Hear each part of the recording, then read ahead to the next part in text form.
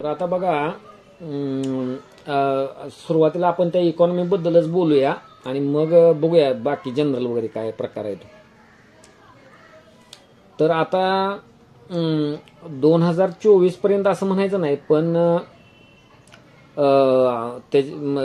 आत्ता पेपर 24चा बघितला प्रिलिमचा, तर थोडाफार बदल म्हणजे ह्या मी जे आता सांगतो त्या परसेप्शन मध्ये थोडाफार फरक पडेल. पण जे लोक बघा हमखास पूर्व परीक्षा सुटतात किंवा ज्यांनी जास्त मेन्स दिले 2, 3, 4, 5, तर ते एवढे इकॉनॉमिक्सला घाबरत नाहीत पूर्वच्या, किंवा इव्हन ज्यांनी कंबाईन मेन्स दिले एक 2 वेळा, ती लोक ह्या प्रिलिम्सला इकॉनॉमीला घाबरत नाहीत. तर मी तरी म्हणतो की प्रिलिम्सला आपल्या इकॉनॉमी नाहीच आहे असं म्हणतो नेहमीच,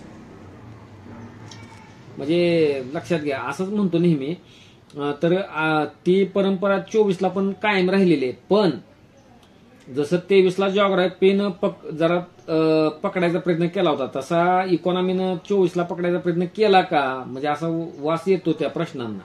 म्हणजे शुअर ज्याला म्हणतो ना 15 पैकी 13, 14, तर अशी तर लोक आहेत बघा की 13, 14, 15 पैकी अगदी 13 बरोबर आलेले आहेत असे, आणि बिंदास्त ऑल मारलेला आहे किंवा लांब असणारं उत्तर मारलेलं आहे इकॉनॉमीला, म्हणजे लांब असणारा पर्याय लक्षात घ्या असं. आणि ही गोष्ट खरी आहे, ती एमपीएससी तशी आहे ना, त्यामुळे तो घोळ आहे. तर ते आणलेलेत मार्क, पण ते आता ग्रुपला असल्यावर काय जणांच्याबरोबर बोलल्यानंतर ते काय म्हणतात माहितीये का, की काय माहिती अगोदर किती जरी ठरवलं नीट बघायचं आणि मगच उत्तर द्यायचं, पण तिथं धाडस होत नाही ना, ऑल मारतो आणि येतं सर बरोबर. पण मला वैयक्तिक सर इकॉनॉमीतलं एवढं काही येत नाही, मग आतापर्यंत मार्क पडत गेलेत. पण मग आता तसंच होईल का, पडतील का, समजते का मी काय म्हणतोय ते, असं संवाद असतो. तर नाही नाही नाही म्हटलं तसं होऊन चालत नाही, अभ्यास हा करावाच लागणार ना. म्हणजे इतकं ते इकॉनॉमीला म्हणजे लोक गृहीत धरतात आणि ते मिळतात मार्क, म्हणजे लक्षात घ्या. पण आता हा जो संवाद आहे, आता समजा की एक्झामला बघा ना किती दिवस राहिलेत, आणि त्यावेळेला मी बोलतोय, त्यामुळं आता एकदम वास्तव एकदम ग्राउंड लेव्हलला जाऊनच ते बघायला पाहिजे, मगच ते कळेल. आता परीक्षा देणारे कोण असतं, पूर्व परीक्षा देणारे, तर मागं दिलेले मेन्स दिलेले अशी लोक असतात आणि फ्रेश लोक असतात, किंवा जुनी लोक असतात पण कधीच पूर्व पास झालेली नसतात अशी लोक असतात.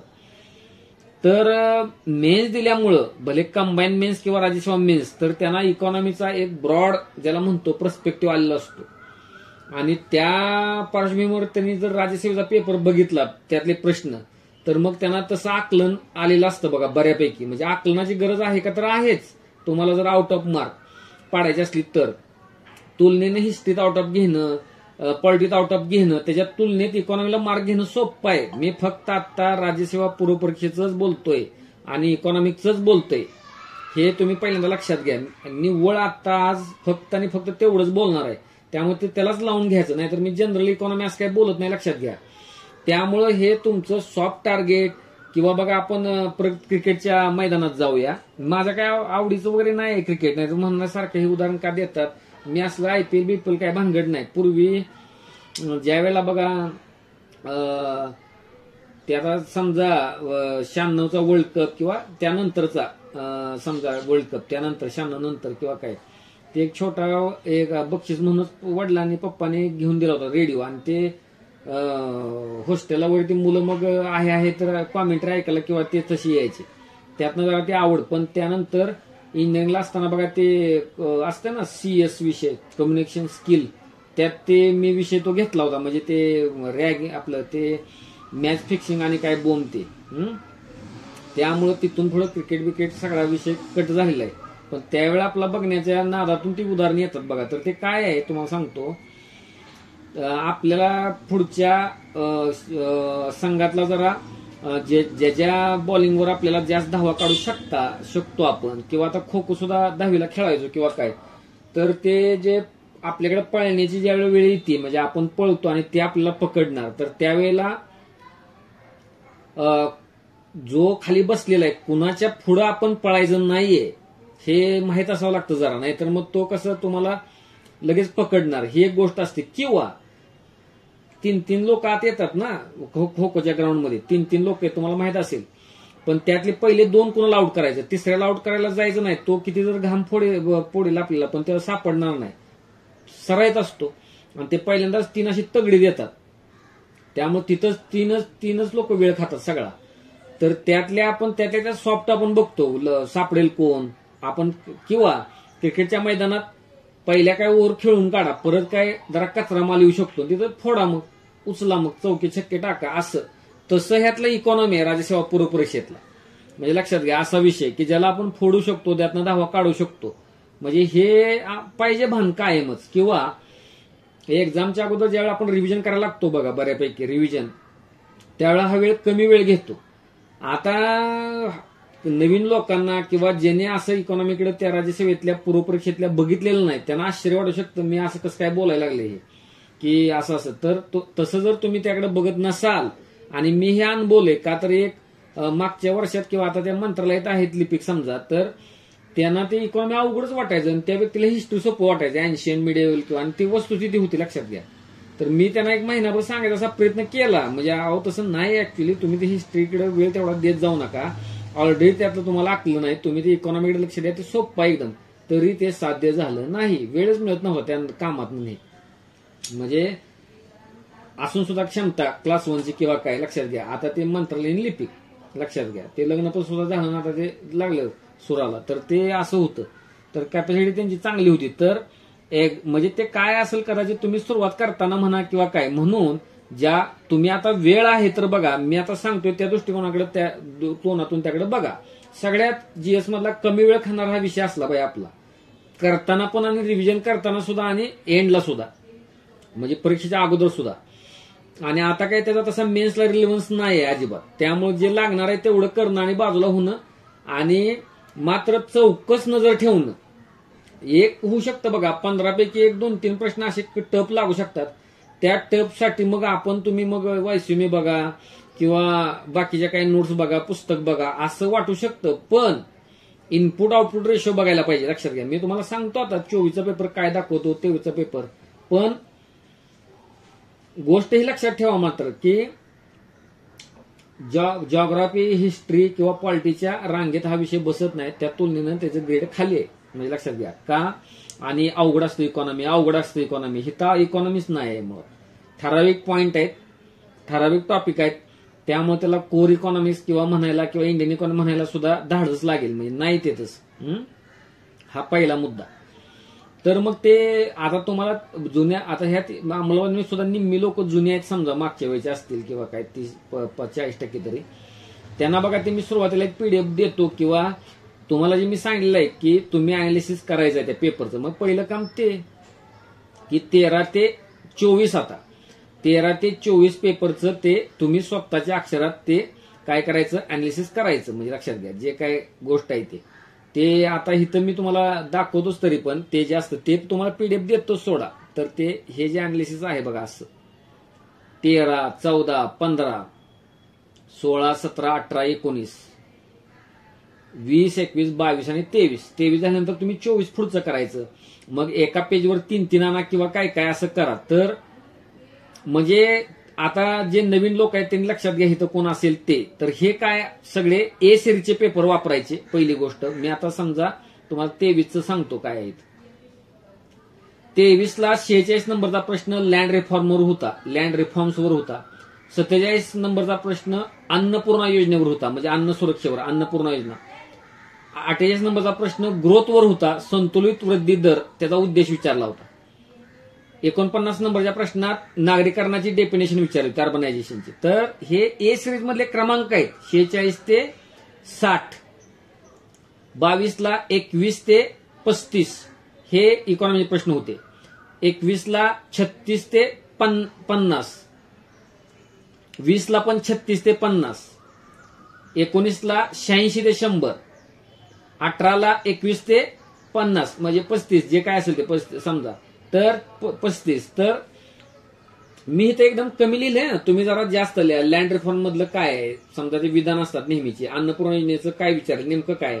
तर पण जरा एका पेजवर 4 बसावे किंवा 3 बसावे तुमच्या मनानं बघा. आता हे माझ्यासाठी आहे, मुलांसाठी नाही. हे मला लगेच ते कळतं अन्नपूर्णा योजनेचं काय आहे प्रकार, किंवा डेफिनेशन म्हणजे काय आहे, एनसीईआरटी मधनं ते आहे पहिल्यांदा, त्यात डेन्सिटी घ्यायची का नाही,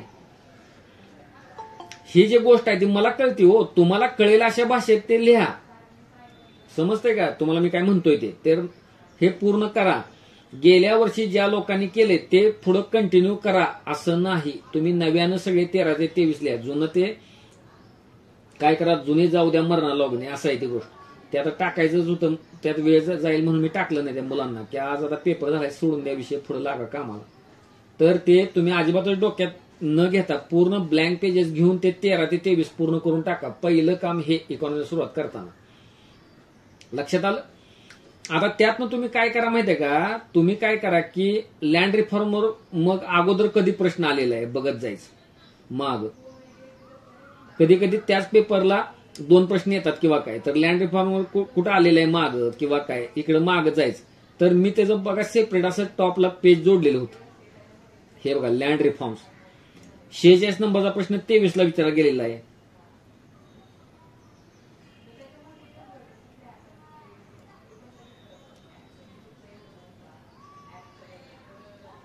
बरोबर. लँड रिफॉर्मवर 46 नंबरचा 23 ला विचारलाय, 29 नंबरचा 22 ला विचारलाय, भूमिराशी ऍपवर विचारला होता बघा. 2019 ला 100 नंबरचा लँड रिफॉर्मवर प्रश्न आहे. नेहमी येतात. आता हे काय मी खूप जुन्यापर्यंत गेलेलो नाही, 13 पर्यंत.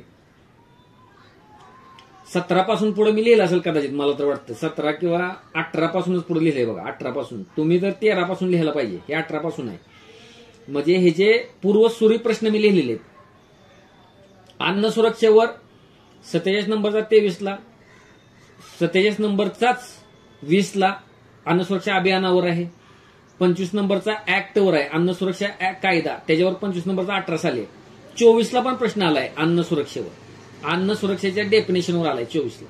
हे लक्षात घ्या तुम्ही. ग्रोथवर पण 24 ला प्रश्न आलेला आहे की ग्रोथ इन्व्हेस्टमेंटवर आलेला आहे. तर 23 ला तर 2 प्रश्न आले होते. परत शिम्पिटरची व्याख्या 57 नंबरचा प्रश्न आला होता एका साली समजा. अर्बनायझेशनवर, विविध योजना, गरिबीवर 24 ला पण आलाय, 2 प्रश्न आले.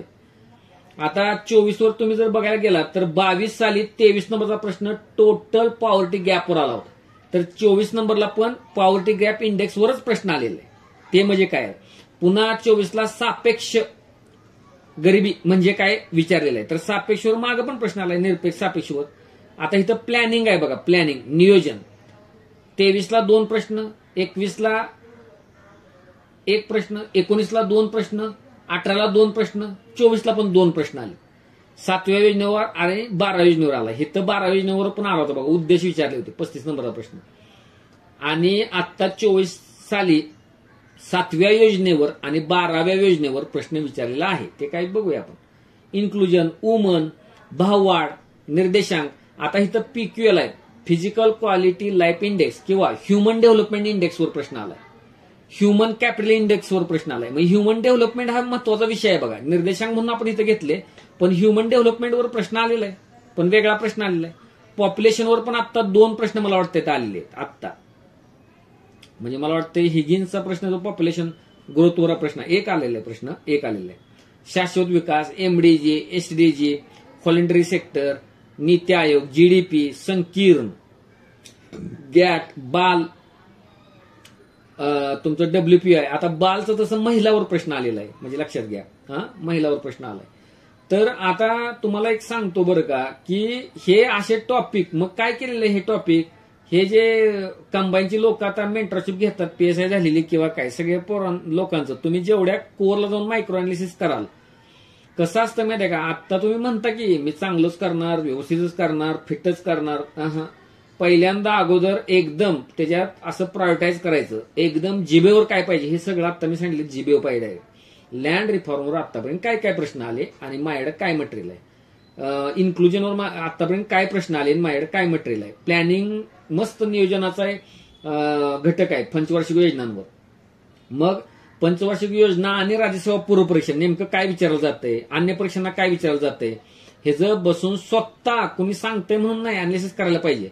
मग मी तिथं आता तुम्हाला दाखवतो, मी लिहिलंय ते, की समजा आता उदाहरणार्थ पंचवार्षिक योजनेवर काय प्रश्न विचारले जातात साधारणतः. तर ते प्राथमिक प्रश्न म्हणजे ते समजा तो काळ कोणता आहे, म्हणजे पंचवार्षिकचा कोणता काळ आहे, हॉलिडे कोणता काळ आहे, म्हणजे 7व्या पंचवार्षिकचा कालावधी काय आहे, असं एक ठीक आहे. पण अलीकडं सगळा त्यांचा झोत हा 11वी-12वी योजनेवर विचारलेला आहे. टायटल मोर इन्क्लुझिव्ह किंवा ते शब्द वापरतात ना, ते जलद, शाश्वत, मोर इन्क्लुझिव्ह, ते 11वी-12वीला विचारतात. किंवा मग पहिल्या योजनेत बघा किंमत निर्देशांक विचारला होता. म्हणजे आता उदाहरणार्थ काय माहिती का, आतापर्यंत पहिल्या पंचवार्षिक योजनेवर काय काय प्रश्न विचारले, 5व्यावर काय काय विचारले, 7व्यावर काय काय विचारले, तसं पहिल्या पंचवार्षिक योजनेवर किंमत निर्देशांक ते विचारलं होतं, कमी झाला किंवा काय झाला पहिल्या पंचवार्षिकच्या शेवटी. तसा सेम आत्ता मला वाटतं 7व्या पंचवार्षिक योजनेवर प्रश्न तसा विचारलाय 24ला राज्यसेवेलाच. आणि 12व्या पंचवार्षिक योजनेतलं सगळ्यात जास्त खर्च कशावर झाला, मला वाटतं 7वीवर तसा विचारलाय, ऊर्जा घटकावर झालेला आहे. आणि 12व्याचा प्रश्न त्यांनी काय विचारलाय, म्हणजे 7व्या आणि 12व्यावर बघा विचारलेला आहे प्रश्न. हे गोष्ट लक्षात ठेवा. त्याचा बघूया प्रश्न आपण बघायचीच आहेत.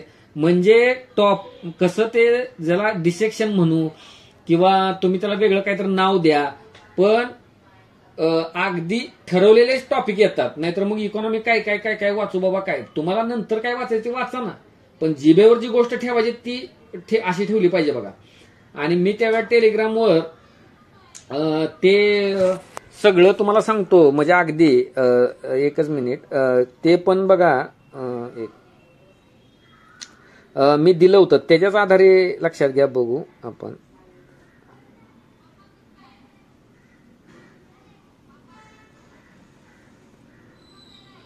का तर तेच महत्वाचं आहे. मग हे जे टॉपिक मी जे बाहेर काढलेत ना, तर त्याच्या आधारे तर मी काय केलं होतं तुम्हाला सांगतो, ते तुम्हाला टाकलेलं पण आहे, लक्षात घ्या ह्याच्यामध्ये.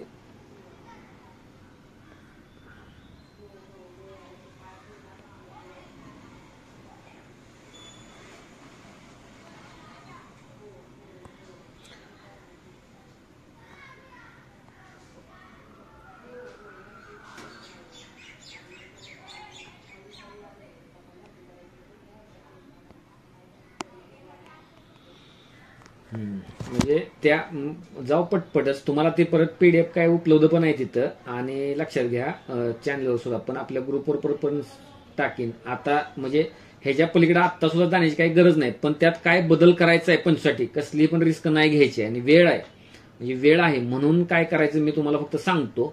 आधी त्याचा ओव्हरव्ह्यू घेऊ आपण एक थोड्याच म्हणजे वेळ देऊन. तर हे मी काय लिहिलं होतं बघा त्यावेळेला, चॅनलवर अजून सुद्धा ते आहे. तर काय लिहिलंय बघा हे, की राज्यसेवा पूर्वपरीक्षा 24 अर्थशास्त्र, त्यावेळेला लिहिलंय 24 साठी. तर आता हे काय बघा, हे शीर्षक पहिल्यावर राज्यसेवा करणारा एक जाणकार म्हणू शकतो की यात विशेष काय आहे, 5-7 घटक करा, विषय संपला. हे काही अंशी खरेच आहे, मी आता बोललो बघा सगळ्या गोष्टी त्या. बहुतेक जण तसेच करतात आणि या विषयात गुणही घेतात. त्यात 3-4 ऑल ऑफ द अबव्ह असतात. हे पुढेही चालेल का, असे पूर्वमध्ये गुण घेणारे मेन्स मध्ये काय करतात ती मुलं वगैरे प्रश्नांची उत्तरे शोधणे केवळ निरर्थक नसून निव्वळ मूर्खपणा आहे. त्यावर जास्त बोलणे उचित नाही. त्या गोष्टी आता ठीक आहे हो, पण त्यावेळेला काय धाडस होतं न होतं अशी गोष्ट आहे. मला काय म्हणायचं आहे, हे काम चालवं असतं बरोबर आहे, पण आपण तसंच करून चालणार आहे का, तर नाही. त्या प्रश्नांमध्ये आपण गुंतायचं नाही. म्हणजे मुलं सगळीच असंच करतात, 5-7 घटक करा पुढे चला. तर मी सेग्रिगेशन इथं कसं केलंय बघा त्या घटकांचं. आता सिलेबस आपण आता काय बघायला नको पूर्वपरीक्षेचा, पण तुम्ही हे पॉइंट बघा. एक शब्द आहे की इकॉनॉमिक डेव्हलपमेंट आपल्या सिलेबसमध्ये, दुसरा आहे social development and social sector initiative. आता खरा शब्द तिथं आहे इकॉनॉमिक अँड सोशल डेव्हलपमेंट. मी तसं त्याला स्पष्ट केलंय बघा, काय की economic development and social development वेगळा घेतलाय, त्याला जोडून मग काय केलाय सोशल सेक्टर इनिशिएटिव्ह घेतलाय. तो सिलेबसचाच घटक आहे. पुन्हा 3 नंबरला बघा सोशल सेक्टर इनिशिएटिव्ह मध्ये पुन्हा मी ए, बी आणि सी केलंय बघा. सी मध्ये परत अन्न सुरक्षा केलेला आहे. तो आता 24ला सुद्धा प्रश्न आलेला आहे. 3 नंबरला सस्टेनेबल डेव्हलपमेंट, शाश्वत विकास, हा सोपा घटक आहे एकदम. नंतर पॉवर्टी, दारिद्र्य, 4था घटक. 5वा लोकसंख्या, पॉप्युलेशन. 6वा इन्क्लुजन, शब्द आहेत सिलेबस मधले, समावेशन. 7वा अर्बनायझेशन, काय गोष्टी पीआयक्यू पण आपल्याला सांगतात. 8वा मूलभूत अर्थशास्त्र, कोर इकॉनॉमी, हे खरं आहे बघा. मग कोर इकॉनॉमी ते त्यांनी घटक कोणते वापरलेत, राष्ट्रीय उत्पन्न एक घटक पकडलाय, एलपीजी ज्याला आपण खाऊच्या धोरण म्हणतो ते पकडले, नंतर IMF गॅटवर पण प्रश्न दिसतो कधी कधी आणि इतर आणि विविध निर्देशांक ह्यातच मग ह्युमन डेव्हलपमेंट वगैरे त्या गोष्टी येतात, म्हणजे लक्षात घ्या असं. 2023 व त्यानंतर आता इथं ग्रोथ डेव्हलपमेंट मी घेतलंय का ते बघावं लागेल, कधी कधी असं होतं. बरं ठीक आहे, बघूया आपण.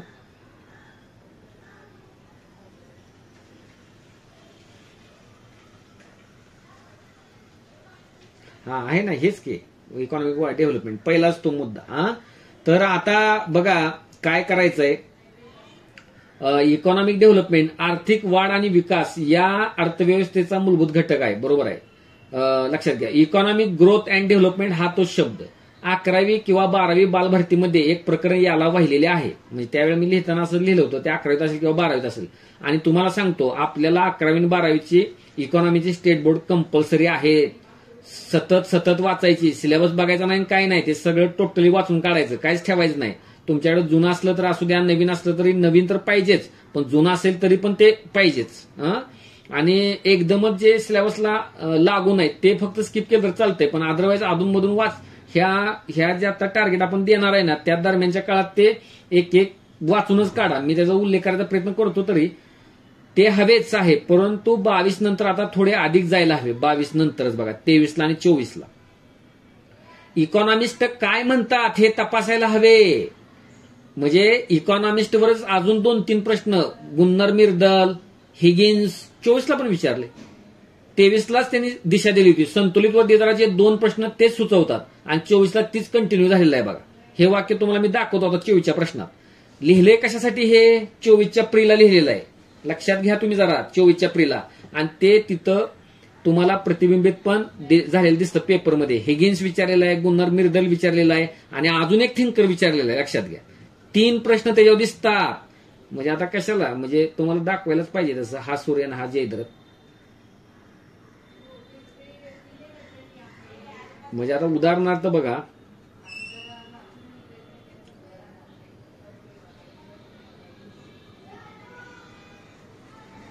हे बघा 43 नंबरचा गुन्नर मिर्दल, आलं का लक्षात, गुन्नर मिर्दल.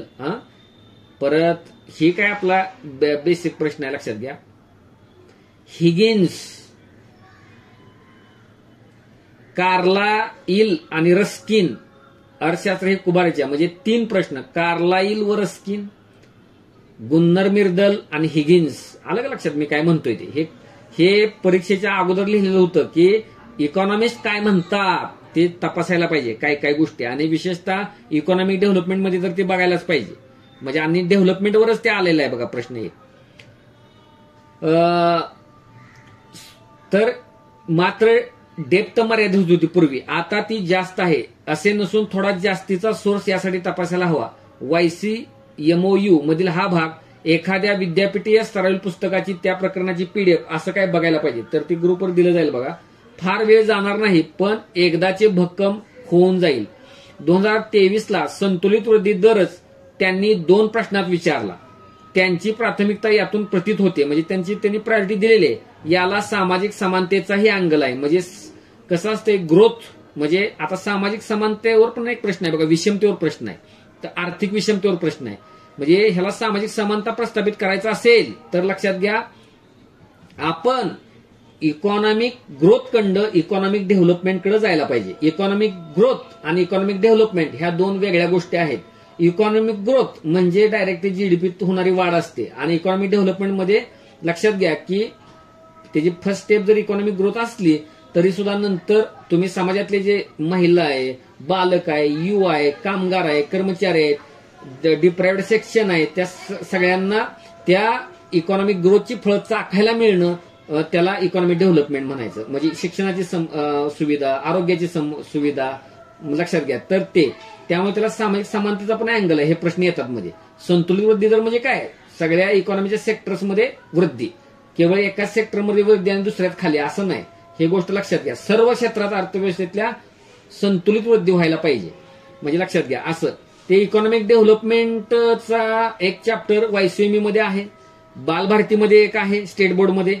आणि विद्यापीठ स्तरीय पुस्तक म्हणजे कोणतं पण विद्यापीठ एखादं पुस्तक म्हणा किंवा इग्नूचं म्हणा किंवा अन्य शिवाजी विद्यापीठ, पुणे विद्यापीठ, त्याच्यातला असा हा चॅप्टर नीट वाचायला पाहिजे, नीट करायला पाहिजे. लक्षात घ्या. इथं मी कोळंबे किंवा देसलेचं नाव घेतलेलं नाहीये, त्याच्या पुढे जायला पाहिजे. इकॉनॉमिक डेव्हलपमेंट, इकॉनॉमिक ग्रोथ ह्या गोष्टी नीट समजवून घ्यायला पाहिजेत. ही गोष्ट लक्षात घ्या. नंतर सेकंड मुद्दा आहे तसाच सोशल डेव्हलपमेंट आणि सोशल सेक्टर इनिशिएटिव्ह. सामाजिक विकास म्हणजे लक्षात घ्या. आणि सोशल सेक्टर इनिशिएटिव्ह म्हणजे काय की सर्व समाज घटकांचा विकास म्हणजे सामाजिक विकास आहे. आणि सोशल सेक्टर इनिशिएटिव्ह म्हणजे त्या घटकांसाठीच्या शासनाने योजलेल्या योजना. तर याचा अर्थ समाजातील सर्व घटकांचा विचार, जसे की महिला, मग महिलांवर प्रश्न विचारलाय, महिलांचं शिक्षण आणि त्याचे लोकसंख्येचे सांगड घातले. बालक, एससी लोक, एसटी लोक, कामगार. कामगारावर पण मला एक प्रश्न दिसतोय, म्हणजे काय त्यांनी काय विचारलाय, कर्मचारी भविष्य निर्वाह निधी स्थापना 52. भलतीकडेच गेलेत, म्हणजे ते काय सांगता येत नाही. ते श्रमयोगी मानधन योजना विचारली होती, पण आता त्यांनी डायरेक्ट प्रॉव्हिडंट फंडाचं साल विचारले, डायरेक्ट 52. शेतकरी इत्यादी म्हणून यांचे संदर्भात जेंडर बजेट, GII, अदृश्य मुली, महिला म्हणजे कुणाचं, महिलांचं सांगितलं बघा. उज्ज्वला योजना, बालकाचं काय, राष्ट्रीय बाल मजूर प्रकल्प, NCSC, NCST ते जे कमिशन्स आहेत त्यांचे, अल्पसंख्याकांच्या योजना, महिला बाल विकास योजना, श्रमयोगी मानधन कामगारांसाठी, रेरा यावर प्रश्न दिसतात. सोशल सेक्टर इनिशिएटिव्ह हा या अभ्यासक्रमातील उल्लेख केलेला घटक आहे, तोही याबरोबर जोडून घ्यायला हवा. नॅशनल सोशल असिस्टन्स प्रोग्राम म्हणजे काय, NSAP, हे NCAP नव्हे, NSAP मध्ये येणाऱ्या योजना म्हणून त्या महत्वाच्या ठरतात. तर लक्षात घ्या.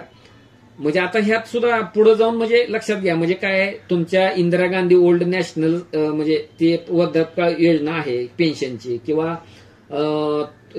आता महाराष्ट्र रिलेटेड नाही, श्रवणबाळ निवृत्ती वेतन योजना वगैरे ते नाही मी म्हणत, पण नॅशनल लेव्हलच्या ज्या नॅशनल सोशल असिस्टन्स प्रोग्राम मध्ये ज्या योजना येतात त्या योजना सुद्धा त्याच्यावर सुद्धा प्रश्न येतो असं इथं म्हणायचं. लक्षात घ्या.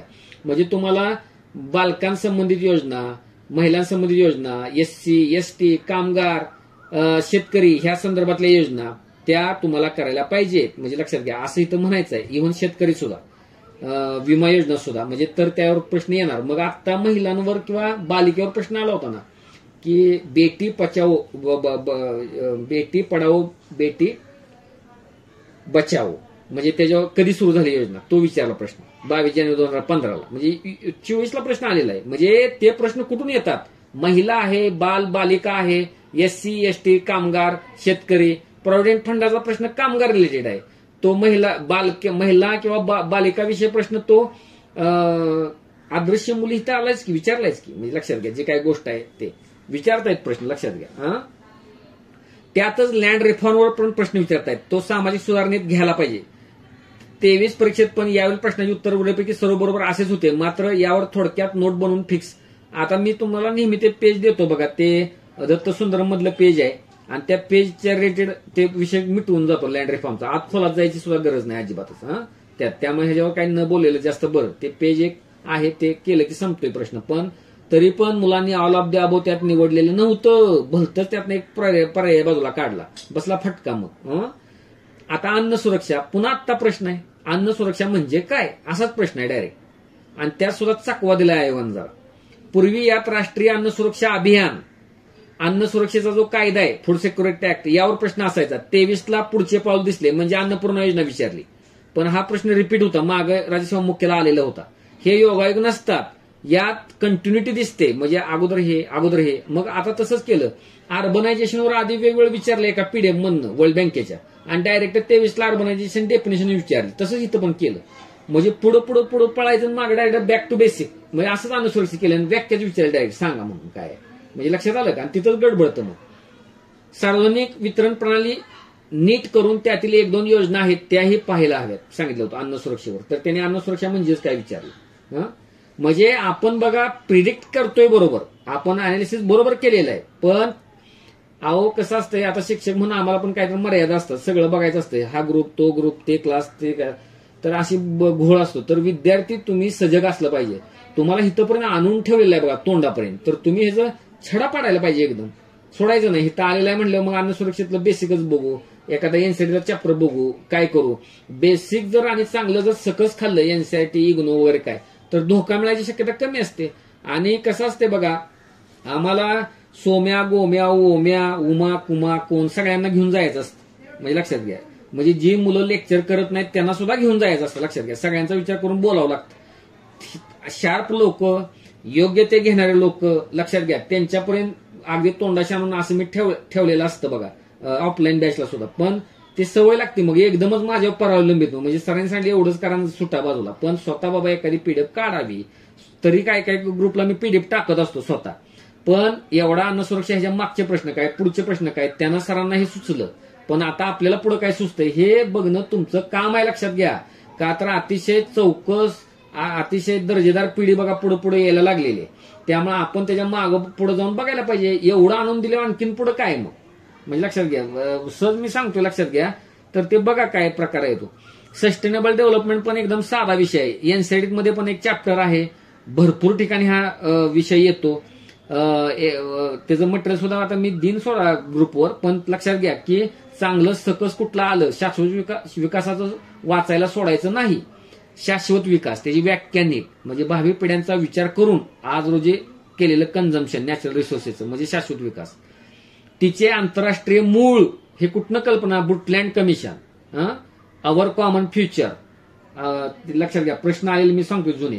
एमडीजी एसडी डिटेलमध्ये, त्यात भारताची कामगिरी, नीती आयोगाचा एसडीजी रँकिंग. तर ह्याच्या संदर्भात मी 4-5 व्हिडिओ सुद्धा केलेत बघा, आपल्या चॅनलवर आहेत बघा. मला ते परत कंटिन्यू करायचं काय जमलं नाही, म्हणजे जमत नाही ते वेळेमुळे.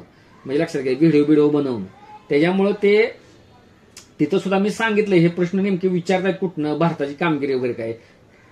ती पीडीएफ पण चॅनलवर दिलेली आहे, तिथनं आता आपल्या ग्रुपवर देईन.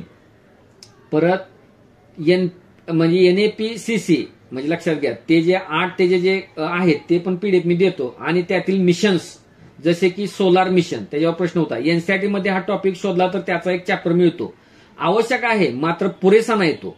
युएनईपी आणि युएनडीपी भारताच्या संदर्भात नक्की पाहायला हवे. म्हणजे युएनईपी आणि इंडिया, युएनडीपी आणि इंडिया काय चाललंय त्याचे अहवाल. पण त्यातला एक पीडीएफ बाहेर काढलेली आहे बघा. या लेखाच्या शेवटी शक्य झाल्यास त्याचे संदर्भ देईल, किंवा तुम्ही प्रोजेक्ट छाया युट्यूब चॅनलवरती याबाबत मागील वर्षी काही शॉर्ट व्हिडिओ बनवले होते ते पाहू शकता. आजही तितकेच रिलेव्हंट आहेत. आज नव्हे 25ला पण रिलेव्हंट आहेत. एमपीएससी आहे ना, म्हणजे लक्षात घ्या एमपीएससी आहे, त्यामुळे ते असतेच ते. आणि सोप्पा आहे. इथंही मी जास्त काही बोलत नाही, तुम्हाला सांगतो. काय गोष्ट जिथं मला गरज आहे बोलायची तिथं मी जरा बोलतो. का तर आता तुम्ही सगळे काय बाहेर लोकांसाठी ह्याच्या व्हिडिओ नाहीये आपलं लेक्चर, तर त्यामुळे तुम्हाला काय ते मी तिथं बरोबर ते नेतो. त्यामुळे तुम्ही करा फक्त तेवढी गोष्ट, असं तेवढंच आहे गोष्ट. तुम्ही करा फक्त ती, लक्षात घ्या. नंतर दारिद्र्य बघा. तर आता ह्यातली काय लोक ओळखतात बघा, लक्षात घ्या. तर ही माझी स्वतःची वैयक्तिक तोंडपाठ नोट आहे, पॉवर्टी आकडे सहित. आणि ऑफलाईनच्या मुलांना सुद्धा पाठच आहे. कधी पण एखाद्या बॅचची सुरुवात म्हणा, कधी जर ह्याच्या आता कंटाळा आलाय त्यामुळे मी करत नाही. पण लोकसंख्या आणि दारिद्र्य म्हणजे अक्षरशः किस पाडला गेलेला आहे. अक्षरशः दत्त सुंदर मी तुम्हाला सांगतो, काहीच ठेवलेलं नाही ह्यातलं बाजूला. तर त्यामुळं आता म्हणजे आता तुम्हाला सांगताना सुद्धा ते आता बघा ना, सुरुवातीला सापेक्ष निरपेक्ष दारिद्र्य, सापेक्षवर प्रश्न आलाय बघा 24ला. व्याख्याच विचारले डायरेक्ट. पॉवर्टी गॅप इंडेक्स हा पण प्रश्न विचारलाय, म्हणजे सलग 2 प्रश्न विचारले. म्हणजे सापेक्ष गरिबीवर एक प्रश्न आहे आणि पॉवर्टी गॅप इंडेक्सवर प्रश्न आहे बघा 24ला. ते आता तुम्ही परत तो पण कंटाळा कराल, म्हणजे आता ते कधी बघू.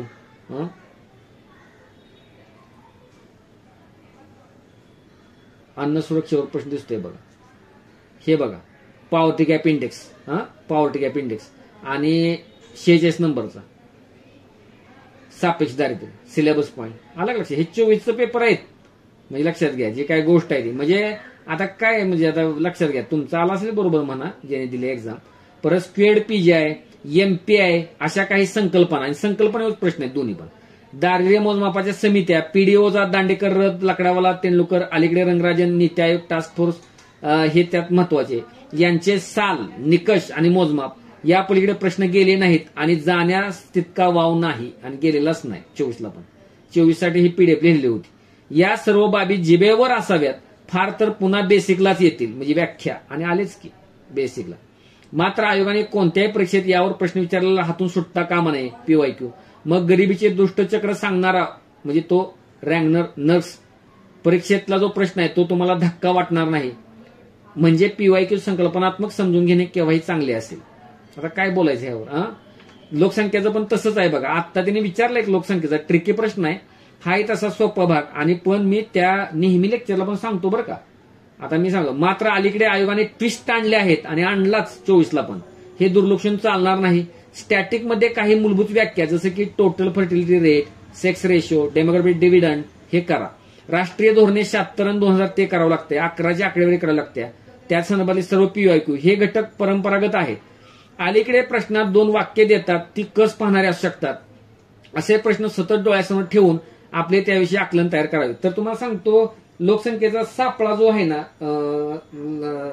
तो, किंवा कोल आणि ओव्हरचं ते थेअरी ऑफ डेमोग्राफिक ट्रान्झिशन आहे, किंवा माल्थसचा सापळा. तर तुम्हाला सांगतो, लोकसंख्येच्या संदर्भात लोकसंख्या शास्त्रज्ञ किंवा लोकसंख्येचा विकासाशी संबंध लावण्याबद्दल ज्या काही लोकांनी बोललेलं आहे ते मी पण शोधतो बरं का बऱ्याच ठिकाणी. मला ते मिळतच नाही कुठे आहे ते, पण असेल कुठल्या तरी पुस्तकात ते त्यांच्याकडे सोर्स. पण त्यावेळेला आपण हिगिन्सवर प्रश्न विचारलाय बघा. म्हणजे आणि मी क्लासमध्ये पण मुलांना हे सांगत असतो की म्हणजे काय नेमका ह्यातला प्रकार आहे तो. म्हणजे ऍक्च्युली बघा ते त्यात थिंकर्स वगैरे विचारतात म्हणून, म्हणजे लक्षात घ्या नेहमीच. आणि असं ह्यावेळेला पण तसंच केलं, पण आपण आता अजून ताकद लावू जरा. इन्क्लुजनवर आहे बघा. इन्क्लुजन हे पीडीएफ परत नीट वाचा, ग्रुपवर दिल्यावर किंवा काय वाचा ते नीट पीडीएफ. ती नंतर मी जरा बदल सुधारणा पण करीन त्याच्यात आता 24च्या अनुषंगानं, आणि तोपर्यंत ती वाचा. इन्क्लुजन बघा काय, जास्त वित्तीय समावेशन वाटते म्हणून सातत्याने जनधनवर प्रश्न दिसतोय. मात्र यात संकल्पना वाव नक्की आहे ते समजून घ्यायला हवे. जनधनची जागा आणखी कोणत्या योजना घेऊ शकतात? अलीकडील वित्तीय सुधारणा कोठे दिसल्या तर तेथे प्रश्न येऊ शकतो. जनधन आणखी व्यवस्थित करावी. आता सिलेबसमध्ये डिकोड करता येत नसली तरी क्वेश्चन पेपरमध्ये नेहमी दिसणारे काही घटक पाहू. ते म्हणजे अर्बनायझेशनवर आहे. आता इथं मी जास्त काही बोलत नाही, आपल्याकडे ह्याची पीडीएफ आहे, ह्याचा व्हिडिओ आहे, त्यामुळे तो बघायचा आहे. आणि आता 24ला पण प्रश्न होता त्यावर लक्षात घ्या. पण काय येऊ शकतो अर्बनायझेशनवर नागरिकांना. ह्या परत राष्ट्रीय उत्पन्न, जीडीपी, जीएनपी, जीओपी किंवा डब्ल्यूपीआय वगैरे विचारतात. तिथं पण आपण बघू काय आहे जी गोष्ट आहे ती. किंवा आता त्यांनी काय केलं माहिती आहे का, एक थिंकरवर प्रश्न विचारला डायरेक्ट, म्हणजे असं पण केलंय ते. एलपीजीवर ते पण नोट चांगले आहे, लक्षात घ्या. पुन्हा इथे एक आहे बघा की प्लॅनिंग इन इंडिया, यात भारतातील नियोजनाची उद्दिष्टे, सक्सेस अँड फेल्युअर, काही ठराविक पंचवार्षिक योजना, यात 11वी 12वी विशेष करणे आवश्यक. पण 12वीचा विचारलाय, इव्हन 7वीचा पण पंचवार्षिक योजना विचारलाय 7व्या. मात्र हे सर्व पीवायक्यू पाहून करावे. बाजारातील बुक सांगतात त्याच्या पाठी जाऊ नका. नीती आयोगातील सर्व पीवायक्यू नीट करणे कमी आहेत पण पाहून घेणे. पण 12वीवर विचारला प्लस 7वीवर पण विचारला, म्हणजे लक्षात घ्या. IMF गॅट आता 24ला विचारलं नाही, पण ते करून ठेवायला पाहिजे. ह्युमन डेव्हलपमेंट विचारलं, निर्देशांक नाही विचारलं, म्हणजे लक्षात घ्या. असं पण आहे. तर 23 व त्यानंतर आता बघा ते म्हणजे 24ला आणि पुढं काय काय लिहून ठेवतं बघा. वरती जरी काय करणे आवश्यक आहे हे मांडले असले तरी ते पूर्ण आहे, पुरेसे आहे असे म्हणणे धाडसाचे ठरेल. तुम्हाला सांगितले बाबा, माझ्या परीने मी सांगितले, तुमचं तुम्ही बघा पुढं. कारण अलीकडे संयुक्त मेन्स परीक्षा किंवा राज्यसेवा GS4 मधील अर्थशास्त्र हे कस पाहणारे ठरत आहे. आयोगाचा कल आकलनाकडे आणि नोट्स पलीकडे जातो आहे की काय असे वाटावे इतपत बदल नक्कीच आहेत. हे तुम्हाला मी 24च्या पेपरमध्ये पण दाखवतो. त्यासाठी अभ्यासक्रम स्वतः तपासणे आणि त्यात मी किंवा इतर कोणी सांगतो म्हणून तितकेच पाहणे अयोग्य ठरेल.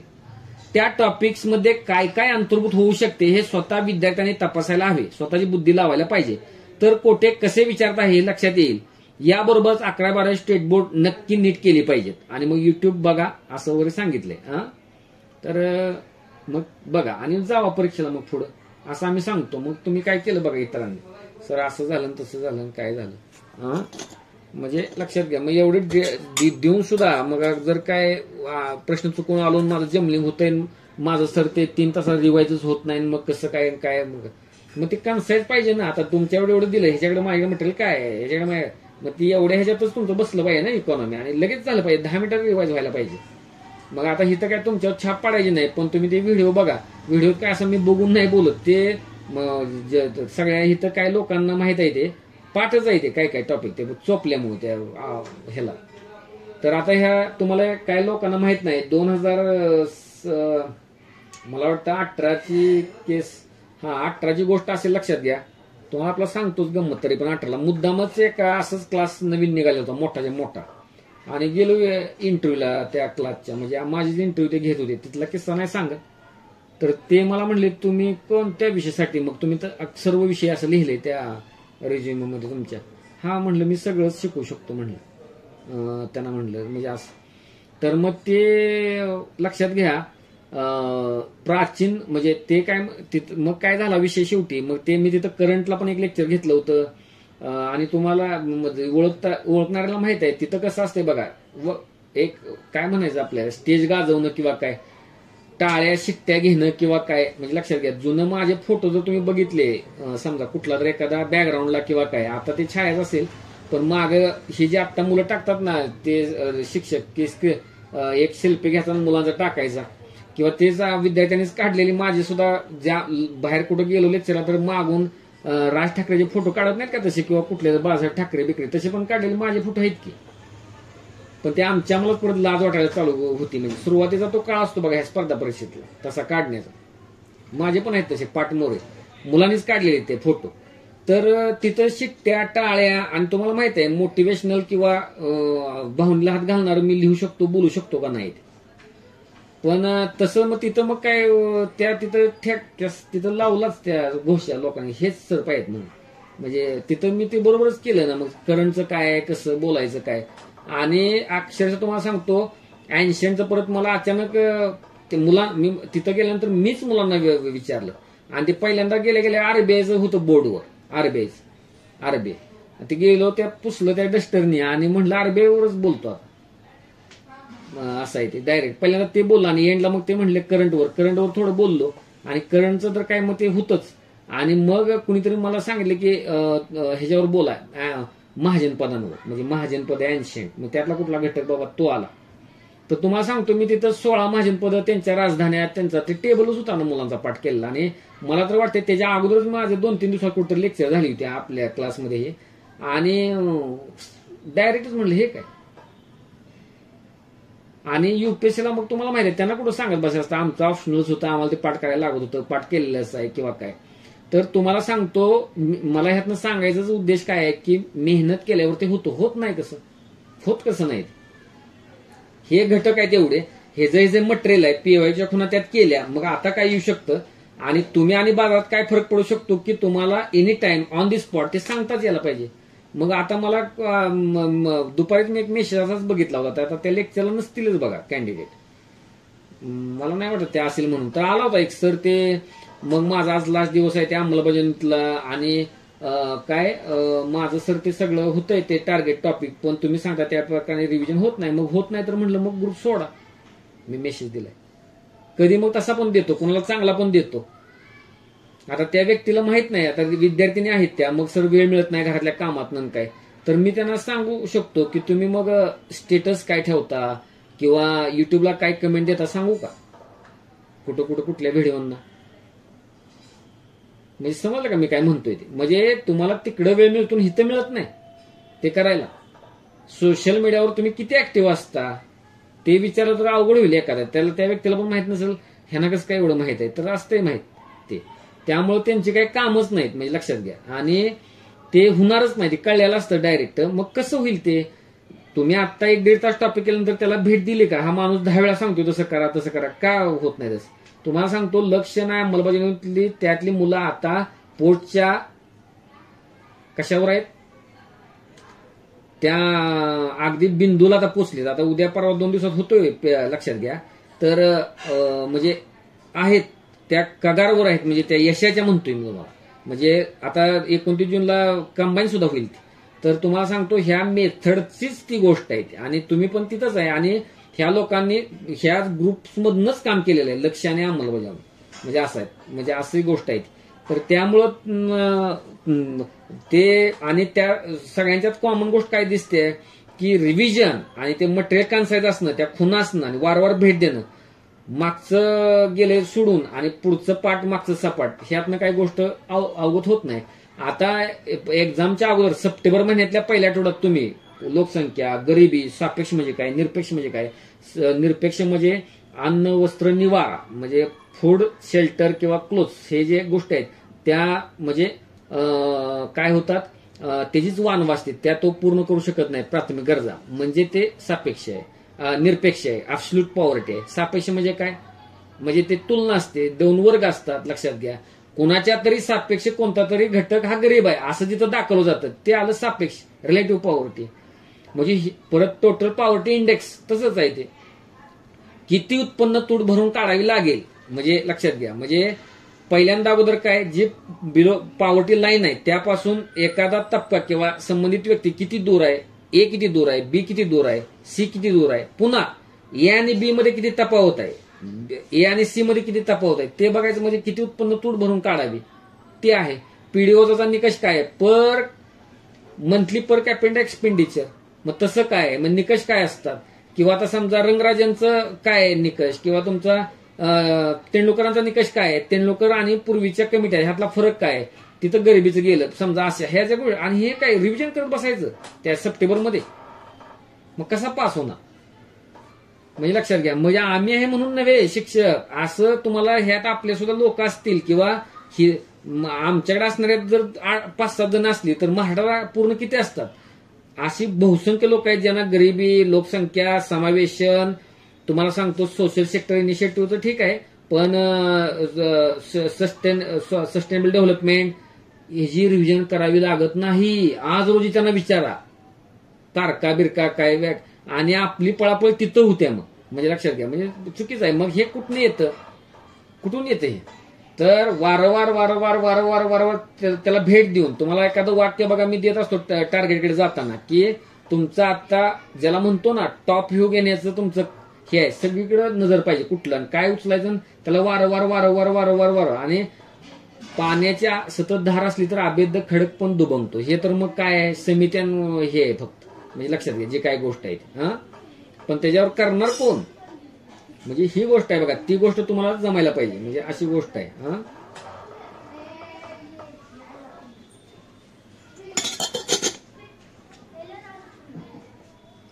एकच मिनिट हा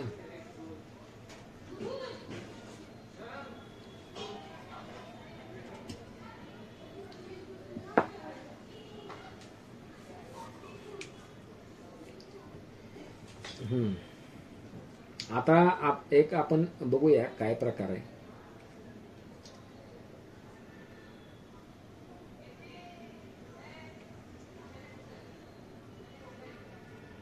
आता आपण 24चा पेपर बघू जरा 33 झाले का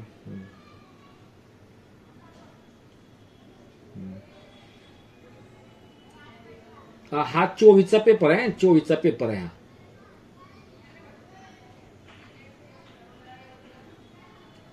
तर काय आहे बघा 24चा फास्ट मध्ये जरा बघूया लक्षात घ्या तुम्ही नीट बघा पण सगळं संपूर्ण. ऊर्जेच्या निर्मितीमध्ये पर्यावरणाच्या ऱ्हासापेक्षा या विकासाला जास्त प्राधान्य दिले जाते.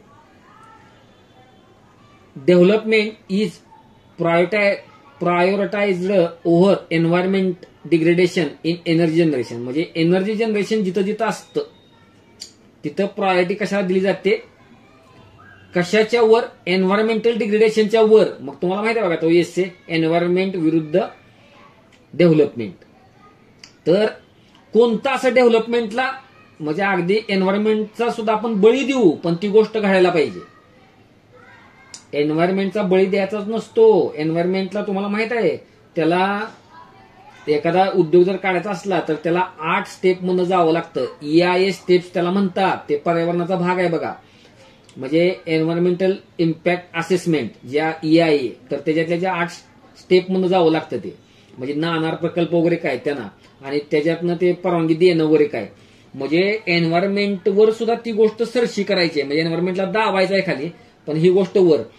मग ते तुम्हाला सांगतो म्हणजे पॉलिटिकल डेव्हलपमेंटसाठी एन्व्हायरमेंटचा बळी द्यायचा सामाजिक विकासासाठी द्यायचा कल्चरल विकासासाठी द्यायचा सांस्कृतिक विकासासाठी का ह्युमन डेव्हलपमेंटसाठी द्यायचा. तर तुम्हाला सांगतो ह्या सगळ्यांच्या वर सहजच वर येतं ह्युमन डेव्हलपमेंट. आणि आतापर्यंत ह्युमन डेव्हलपमेंट इंडेक्सवर 2020चा प्रश्न आहे ह्युमन कॅपिटल इंडेक्स 21ला प्रश्न आहे फिजिकल क्वालिटी लाईफ इंडेक्सवर 20-22चा प्रश्न आहे. म्हणजे ह्युमन डेव्हलपमेंटवरला किती महत्व आहे बघा आपल्याच पीओक्यू मध्ये. आणि तुम्हाला खरं सांगू का, पॉलिटिकल डेव्हलपमेंट अशी कन्सेप्टच नाही आणि कल्चरल डेव्हलपमेंट सुद्धा कन्सेप्टच नाहीये. म्हणून इथं माझी फुलीच आल्या बघा. तर तुम्हाला जे रुद्रमच्या मुलांना मी सांगतो, तुम्ही काय करा, लोकसत्ता कसा वाचायला पाहिजे, काय वाचायला पाहिजे, ह्यात नाही सुचतं. अरे पॉलिटिकल डेव्हलपमेंट म्हणजे काय असतं? पॉलिटिकल डेव्हलपमेंट म्हणजे थोडक्यात काय झालं, मोदी जाऊन कोण येते त्याला पॉलिटिकल डेव्हलपमेंट म्हणतात. कल्चरल डेव्हलपमेंट म्हणजे काय? कल्चरल डेव्हलपमेंट असं म्हणू नाही शकत आपण. कल्चरल डेव्हलपमेंट म्हणजे सांस्कृतिक प्रगती काय झाली किंवा काय, म्हणजे सांस्कृतिक अभिसरण होऊ शकतं. म्हणजे कन्सेप्ट असेल की हो, पण त्याला काय अर्थ नाही जास्त कन्सेप्टला. ज्या प्रकारे ह्युमन डेव्हलपमेंट आहे, आणि हे तर मी थांबलोय बघा, सोशल डेव्हलपमेंट आहे, इकॉनॉमिक डेव्हलपमेंट आहे, पण ह्या दोन असेच दाखवायला म्हणून दिलेत तुम्हाला पर्याय. ज्याला आपण निश म्हणतो किंवा एकदम कोरला भाग हा ह्युमन डेव्हलपमेंट आहे. की लक्षात घ्या, मानवाला शिक्षण द्यायचं आहे, मानवाला आरोग्य द्यायचं आहे, ते असेल तर बाकीच्या गोष्टी आहेत, cultural development, political development, social development. अगोदर कोरला आहे ह्युमन डेव्हलपमेंट, लक्षात घ्या. आणि मानवी विकास साधायचा असेल तर आपण थोडा वेळ दूर गोष्टी करू, म्हणजे झाड पाडू, किंवा जर एखादं मानवी विकास करायचा आहे म्हणजे शिक्षण, आरोग्याच्या सुविधा द्यायच्या आहे, आणि तिथं जर एन्व्हायरमेंटला आपण जरा बाजूला ठेवलं तर चालेल. पण सांस्कृतिक प्रगती साधायची म्हणून एन्व्हायरमेंटला खड्ड्यात घाला, पॉलिटिकल तर विषय येत नाही, सोशलला सुद्धा नाही. त्यामुळे बघा सहज येते असे आकलनात्मक प्रश्न येत राहणार. तुम्हाला तुमचं आकलन वाढवायला पाहिजे. कशाला ह्यात महत्व दिलं गेलं पाहिजे हे तुम्हाला बाकीचे लोक काहीतरी बाहेर अनालिसिस करताना वेगळं सांगतील, पण माझी पद्धत ही अशी आहे बघा. तुमचं कल्चरल कॅपिटल चांगलं असणं आणि वाचन. आता राज्यसेवा मेन्स तर डिस्क्रिप्टिव्ह आहे, तर त्यानंतर तरी अशा प्रश्न तुम्हाला कळायला पाहिजे. समजा काय जी गोष्ट आहे आता सिलेबसमध्ये कुठं मांडायचे तुम्हीच बघा. आता ते लक्षात घ्या, जी काय गोष्ट आहे ह्युमन डेव्हलपमेंटमध्ये येईल जास्त जास्त. 12व्या पंचवार्षिक योजनेमध्ये किंमत वाढीचा दर किती टक्के स्थिर ठेवणे आवश्यक होते? म्हणजे क्वेश्चन नंबर 48 पहा, मी आता म्हणलं इथं, तिथं चर्चा जास्त केली आणि त्याचं उत्तर किंमत वाढीचा दर म्हणजे किंमत वाढीचा दर वगैरे असे विचारतात का? तर आता 48 नंबरचा एक प्रश्न आपण बघू.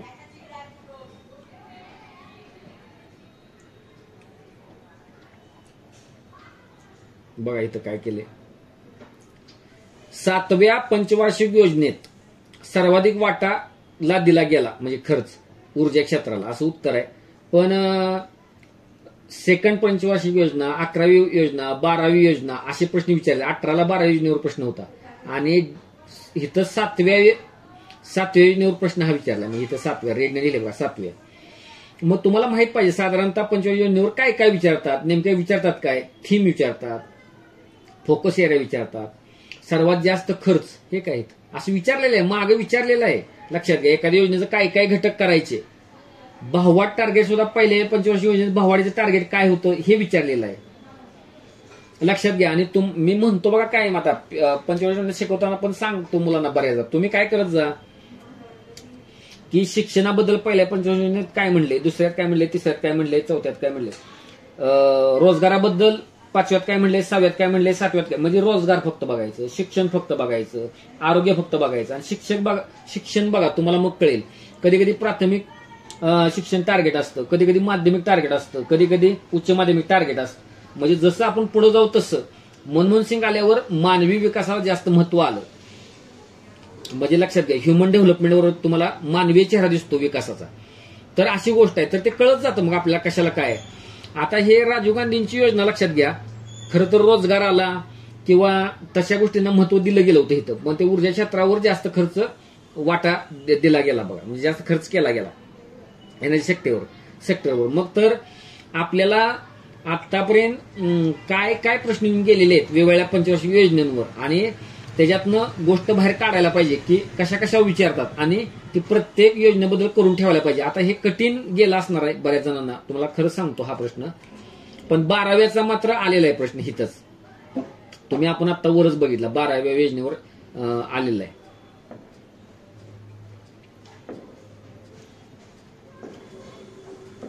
हा विचारलाय आणि किंमत वाढीवर ते विचारतो. आणि तुम्हाला अजून एक सांगतो बरं का नव्या लोकांना, इथं जर तुम्ही बघायला गेला ना, पर्याय जरा नीट बघायचे, 5.5 4.5 ते 5 हे एकदम बदललंय, हे एकदम बदललंय. पण इथं काय आहे बघा, 4.5 ते 5.5 किती क्लोज आहेत. त्यामुळे 1 किंवा 4 पैकी डोक्यात घ्यायचं. म्हणजे 50% पॉसिबिलिटी तुमचं उत्तर बरोबर येण्याची असते. 4 ला 1 निगेटिव्ह असल्यामुळे घाबरायचं नाही, हाणायचं अशा वेळेला. म्हणजे 1 किंवा 4 पैकी द्यायचंय. मग काय द्यायचं तुम्ही ठरवायचं. अगदी क्लोज फाईट आहे बघा. समसमान आले तर त्यामधले येतं, हे जरा बाजूला आहेत, हे पण लक्षात घ्यायचं. आता हा जो प्रश्न आहे लक्षात घ्या की डॉक्टर आबिद हुसेन, तसं ही लघु उद्योगावरचा प्रश्न आलेला आहे का मोठ्या उद्योगावर बघा. तर लघु उद्योगावर तर तुम्हाला सांगतो, इथं पण शिक्षण आहे आणि कृषी आहे, पण इथं उद्योग आणि उद्योग आहे, क्लोज आहे. उत्तर हे 3 किंवा 4 पैकीच असणार 100%. आणि पुन्हा रुद्रमचं बघा लेक्चर, काय लोकांनी आता इथं असतील बघा लोक त्यातली. आपण परवाच लोकसत्ताला बघा उद्योगांवर आलेला आहे, पण तिथं सगळ्यात जास्त फोकस हा मायक्रो, स्मॉल आणि मीडियम. तर त्यातल्या मायक्रोवर जास्त भर दिला होता. मग मोठ्यापेक्षा पण इथं लघु महत्वाचे आहेत आणि मोठे उद्योग खूप कमी आहेत. तिथं टक्केवारी पण दिली होती बघा 100%. तर सगळ्यात जास्त मायक्रो एंटरप्राइजेस आहेत, नंतर स्मॉल आहेत आणि नंतर मोठे आहेत. पण इथं तर मग तुम्हाला ज्यावेळेला मोठ्या आणि लघुतलं ज्यावेळेला निवडायची वेळ त्यावेळेला लघुच निवडायचं कायम. का तर ह्याच्यावर अवलंबून लोक जास्त असतात. म्हणजे लक्षात घ्या, तुम्ही उद्योगपर्यंत पोहोचला आणि पुढे पोहोचला त्यावेळेला कसं जायचं. पण तुम्हाला सांगतो, आता उद्योग हा घटक आपल्याला तसा राज्यसभा पूर्वपरीक्षेला नाहीये बरं का. असं त्यांनी काय केलंय, भारतीय समस्यांचा हा गोष्ट घेतलेली आहे बघा, to study the problems of India असं ते घेतलेलं आहे. आणि जनरली काय करावं लागतं माहिती आहे का, तुम्हाला सांगतो, इकॉनॉमीतल्या जेवढ्या काय कमिट्या आहेत, जेवढ्या काय समित्या आहेत, ह्या तुम्ही करायला पाहिजे असं माझं मत आहे. म्हणजे त्या कोणत्या पण चॅप्टर मधल्या कशा पण असू द्या, समित्या किंवा त्याचं टायटल किंवा काय, म्हणजे ते आपण बघू आता जरा काय ऍड करता आलं तर. पण जरा ते नजर पाहिजेच, का तर आता सुद्धा व्हर्सटाईल अशी येणार नाही एकदम पेपर. पण का सोडा, मी इथं जे काय लिहिले ना, SP गुप्ता टास्क फोर्स जो आहे तो उद्योगावर होता. म्हणजे लक्षात घ्या, तसा राज्यसभा मेन्सला प्रश्न आहे उद्योग चॅप्टरमध्ये. तर तुम्हाला सांगतो, त्यामुळं एखाद्या मोठ्या चॅप्टर मधले आहेत ना कमिट्या कोणत्या आहेत लक्षात घ्या. आणि जर एकदम मोठे निष्कर्ष त्याचे असले तरी ते सुद्धा करणे गरजेचं असतं. पण ऍटलिस्ट अशी कमिटी विचारण्याची त्यांना सवय आहे बघा, म्हणजे लक्षात घ्या. त्यामुळे ते आणलं. पण आमच्यासारखा माणूस इथं जाऊन बरोबर इथं पोचेल जाऊन, म्हणजे लक्षात घ्या. आणि मला एक आठवतंय, मला त्यावेळेला मेसेज आला होता का पेपर झाले बघा. तर त्याच्या अगोदरच माझं अंमलबजावणी किंवा जनरल सगळ्यांसाठी एक लेक्चर झालं होतं. तर किंवा इकॉनॉमीची त्यावेळी बॅच घेताना हे आबिद हुसेनचा उल्लेख झालेला होता बघा. त्यावरनं विद्यार्थ्यांनी एका सोडवला होता. त्यावेळेला मला ते सर तुम्ही ते उल्लेख केला होता असं आला होता. मग येत राहतात असं मेसेज किंवा फोन. आपण इकॉनॉमीच्या बॅचच्या वेळेला उल्लेख केला होता बघा त्या उद्योग चॅप्टरमध्ये, म्हणजे लक्षात घ्या जी काय गोष्ट आहे. तर बघा मग लघु उद्योग आणि म्हणजे काय कसं आलेलं आहे. पण असा रिलेव्हन्स PYQ प्रिलिमला सांगता येत नाही, म्हणजे लक्षात घ्या. असा एखादा प्रश्न येऊ शकतो, हा आता कामगारावर जाईल, सोशल सेक्टर इनिशिएटिव्ह, आणि डायरेक्ट 52ला जाऊन पोचले. म्हणजे direct social sector initiative direct 52. पुन्हा इथं आलं 60-81, पण इथं 50 आणि 52 आहे, मग 52 पकडले. म्हणजे लक्षात घ्या. का तर तुम्ही ज्या वेळेला प्रश्न तयार कराल आणि तुम्ही स्वतः ज्यावेळेला PYQ कराल त्यावेळेला ही गंमत लक्षात याल. तुम्ही काय करता, डायरेक्ट एकदा उत्तर लिहिता, उत्तराच्या क्लोज एखादा लिहून देता आणि त्यावेळेला मग प्रश्न आठवायचाच बंद होतो. काय लिहून टाकतात मग 60 आणि 81, चला जाऊ दे, असं असतं ते. आता प्लॅनिंगवर प्रश्न आहेत, मगाशीच तुम्हाला मी सांगितलं. आणि तुम्हाला सांगतो, अगदी 23ला सुद्धा नियोजन यशस्वी होण्यासाठी काय लागतं 23च्या क्वेश्चन पेपरमध्ये विचारलंय बघा. प्लॅनिंगवर तुम्ही जर इथं बघितलं, 23ला 2 प्रश्न आहेत. 23 साली 53 आणि 54 23ला. मग आता आपण जर बघायला गेलो 23 साली, हे बघणं सोपं असतं बघा. 53-54 सलग प्रश्न आहेत. नियोजनाचे ऑब्जेक्टिव्ह काय असतात आणि योजना निर्मिती आणि यश त्याचे मुद्दे विचारले 53-24-23ला बघा. म्हणजे लक्षात घ्यायची काय गोष्ट आहे. आणि इथं काय नियोजनाचा एक प्रकारच विचारलाय, काय perspective planning refers to perspective. आता तुम्हाला सांगतो, तुम्हाला जर जिओग्राफीतलं माहित असेल बघा की वेदर आणि क्लायमेट मधला फरक काय, वेदर फोरकास्ट असतं बघा, आणि क्लायमेट मध्ये काय फरक आहे. तर तिथं बघा ह्याचा उल्लेख असतो असा. तर दृष्टिकोन, दूरदृष्टी, पर्स्पेक्टिव्ह प्लॅनिंग म्हणजे एक दृष्टी डेव्हलप करून. तर long run planning, long run targets, one long इथंच आला बघा. पुन्हा हा लॉंग आला का लक्षात तुमच्या जी काय गोष्ट आहेत. आणि डिटेलिंग आहे बघा इथं अतिशय. Long range targets are set in advance for the period of 15, 20 and 25 years. इतकं दिले. अरे बाबांनो हे उत्तर लिहा म्हणून. जे काय गोष्ट आपण इथं बघायला जातो, ऑल लिहा, काय लिहा, प्रकार बघा, शोधा, म्हणजे लक्षात घ्या अशी गोष्ट असते. तर ते तर एक आहेच, पण आता 20-25चा संदर्भ इथं पण आहे. मग त्यातल्या सर्वसमावेशक निवडायला जायचं. आणि इथं काय long run planning for 20-25 years, पण इथं सांगितले long range targets are set in advance.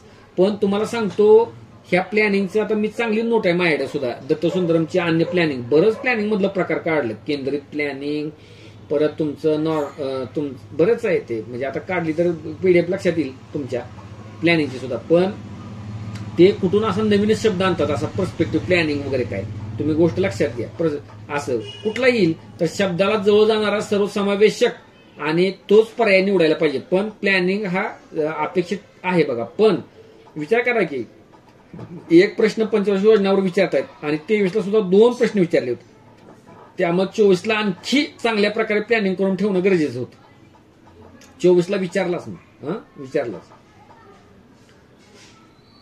स्त्रियांच्या शिक्षणामुळे प्रजनक्षमता कमी होते, कारण स्त्री आणि परत लोकसंख्या. तर लक्षात घ्या लोकसंख्या वाढीच्या कारणे हे असतं, शिक्षण द्या. तुम्हाला सांगतो स्टेट बोर्ड वाचावे लागतात, स्टेट बोर्ड. आणि स्टेट बोर्डमध्ये मग सांगितलेलं असतं की गरिबी कमी करण्याचं धोरण आखायला पाहिजेत. आणि तर मग काय करायला पाहिजे, लोकांना रोजगार मिळेल. आणि लोकसंख्या वाढीशी आणि गरिबीचा संबंध कसा असतो, लोकसंख्या वाढ आणि शिक्षणाचा संबंध कसा असतो, त्याचं एकदम चांगलं. मला आता इथं तुम्हाला पीडीएफ काढून दाखवायला पाहिजे खरं ऍक्च्युली.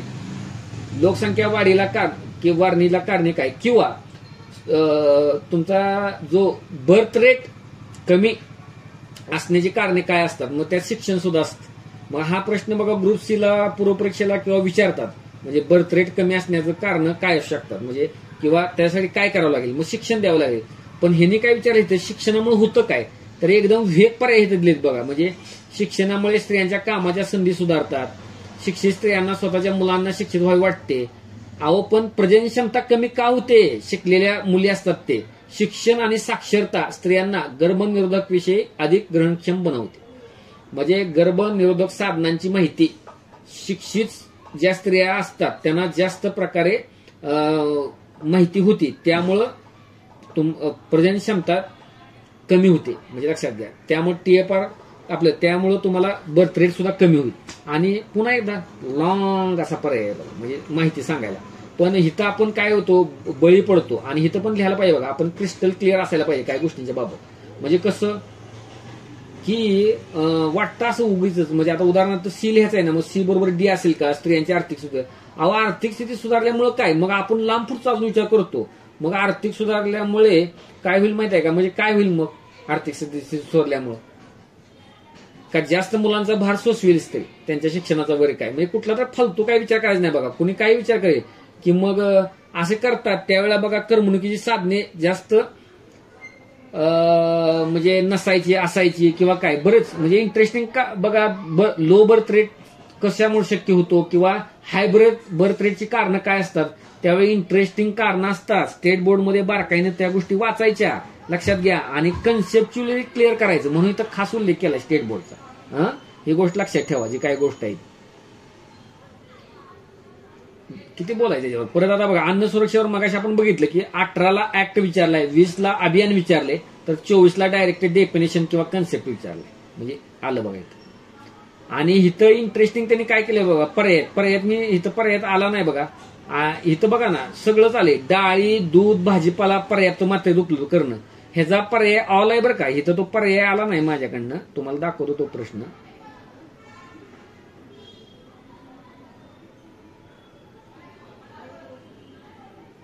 हे बघ, adequate availability of food grains, pulses, milk products, vegetables, fruits, meat, fish, हे सगळं आहे.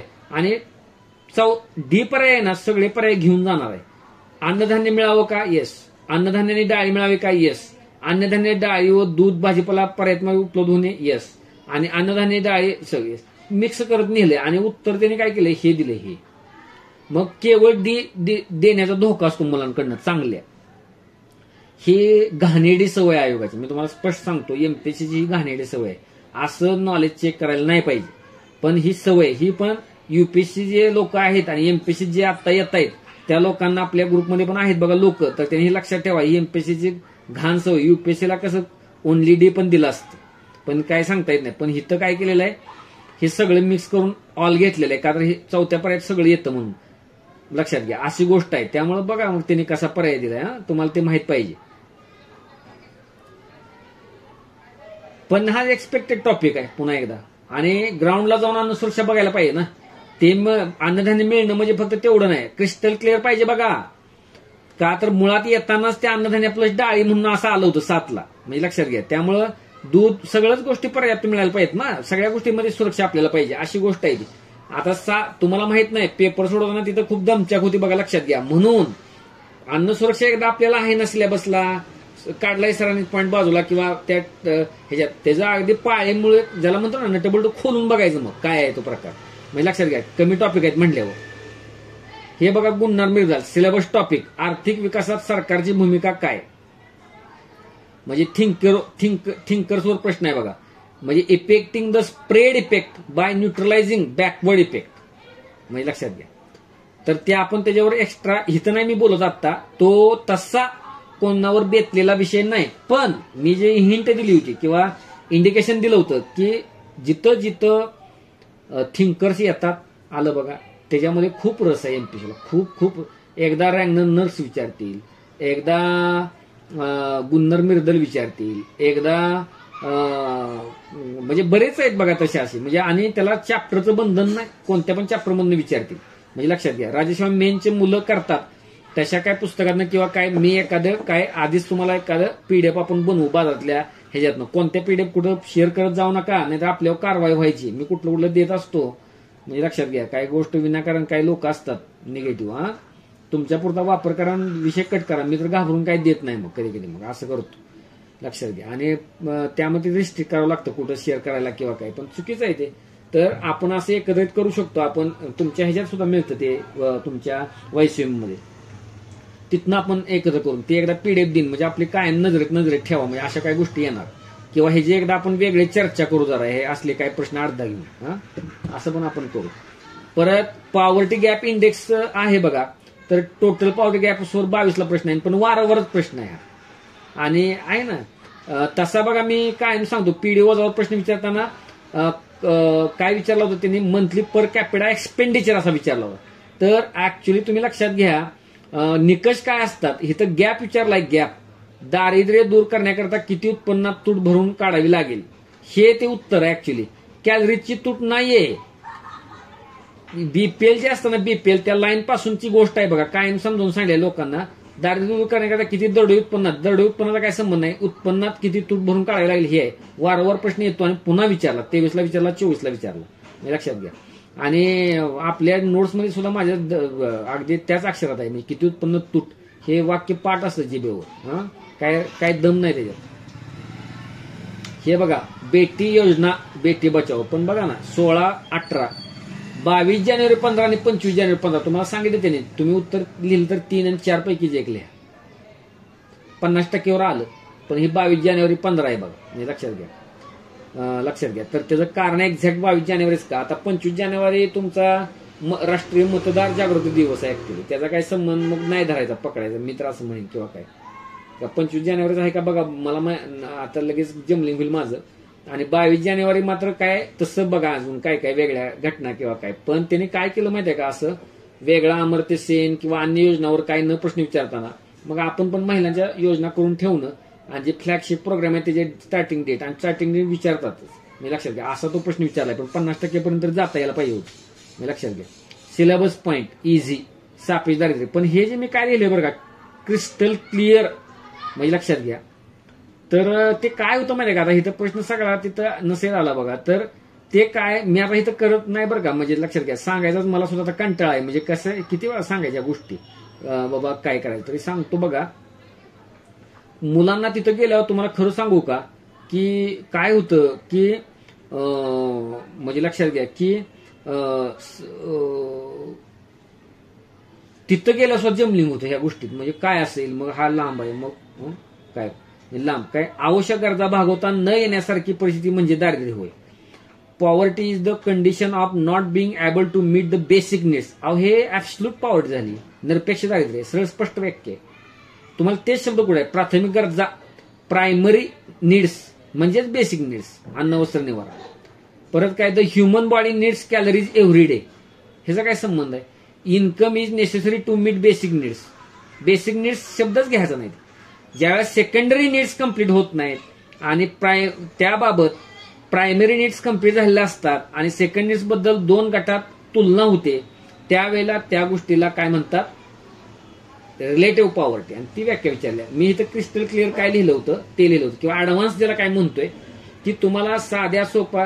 मी जर तुम्हाला विचारलं की सापेक्ष गरिबी आणि निरपेक्ष गरिबीतला फरक काय तुम्हाला विचारलं तर गडबडला, वर बघायला लागला, खाली बघायला लागला, जमनी करायला लागला, उलटच काय वाक्य चूक.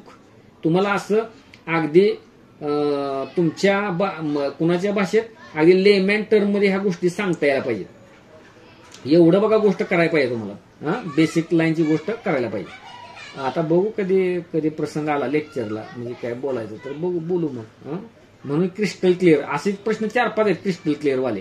तुम्ही म्हणणार काय माहिती का, पेपर होऊन गेल्यावर तुम्ही असं कसं काय बोलताय, म्हणजे लक्षात घ्या असं तसं, म्हणजे असं असतंय ते, म्हणजे बोलायला सोपं जातं. किंवा युट्यूबला जे दिसतं सगळं तुम्हाला त्यावेळेला वाटतं किती सोपं आहे, किती शब्दात सांगितलं, पण तसं नाही, ते नंतर सांगतोय ना. पण हे मुळात सांगतानाच क्रिस्टल क्लिअर आहे का नाही हे तपासायला पाहिजे, लक्षात घ्या. असं आहे गोष्ट. मग व्हरायटी ऑफ क्वेश्चन सोडवायला पाहिजेत, म्हणजे अगदी युपीएससीचे पण पीओ सोडवायला पाहिजेत तुम्हाला जर क्रिस्टल क्लिअर व्हायचं असलं तर. म्हणजे लक्षात घ्या अशी गोष्ट आहे, म्हणजे एमसीक्यू टाईपचे प्रश्न. लोकसंख्येतली होणारी वाढ जी काय असते, आता हे पण आहे बघा, ऍटोनॉमस इन्व्हेस्टमेंट आणि इंड्युस्ड इन्व्हेस्टमेंट. आता ऍटोनॉमस इन्व्हेस्टमेंट म्हणजे काय असतं थोडक्यातच मी सांगतो, वाटल्यास एखादं लेक्चर परत घ्यावं लागेल असं वाटते कठीण प्रश्नांना. तर लक्षात घ्या ऍटोनॉमस म्हणजे काय आहे की एखाद्या गोष्टीत इन्व्हेस्टमेंट केल्यानंतर फायदा होणार आहे का तोटा होणार आहे, इकॉनॉमिक ग्रोथ वाढणार आहे का कमी होणार आहे, असा विचार न करता जी इन्व्हेस्टमेंट केली जाते त्याला ऍटोनॉमस इन्व्हेस्टमेंट म्हणतात. म्हणजे स्वयंचलित ज्याला म्हणतो, स्वयंप्रेरित आहे. म्हणजे आता रस्ते बांधणीवर केला जाणारा खर्च आहे सरकारकडं, ते ऍटोनॉमस इन्व्हेस्टमेंट आहे. त्यातनं काही उत्पन्न मिळावं हा त्या डोक्यात अजिबात नसतं काय, लक्षात घ्या. आणि आर्थिक घटकांवरही अवलंबून नसते. मुळात आर्थिक घटकांवर म्हणजे कसं, इन्फ्लेशन कमी झालं जास्त झालं किंवा जीडीपी कमी झाला जास्त झाला त्याच्यावरही इन्व्हेस्टमेंट अवलंबून नसते. तशी इंड्युस्ड इन्व्हेस्टमेंट आर्थिक चलनावर अवलंबून असते. म्हणजे लक्षात घ्या की जास्त, म्हणजे आता समजा एखाद्या गोष्टीला कोरोना आता चालू होणार आहे तर आता तुम्हाला ते सगळे मास्क किंवा ते क्लीनर किंवा अन्य गोष्टींची मागणी वाढणार आहे. तर मग एखादी कंपनी काय करते, मग स्वतःचं इन्व्हेस्टमेंट करते आणि प्लांट नवीन टाकते. ती जी इन्व्हेस्टमेंट असते ती इंडस्ट्रियल इन्व्हेस्टमेंट असते.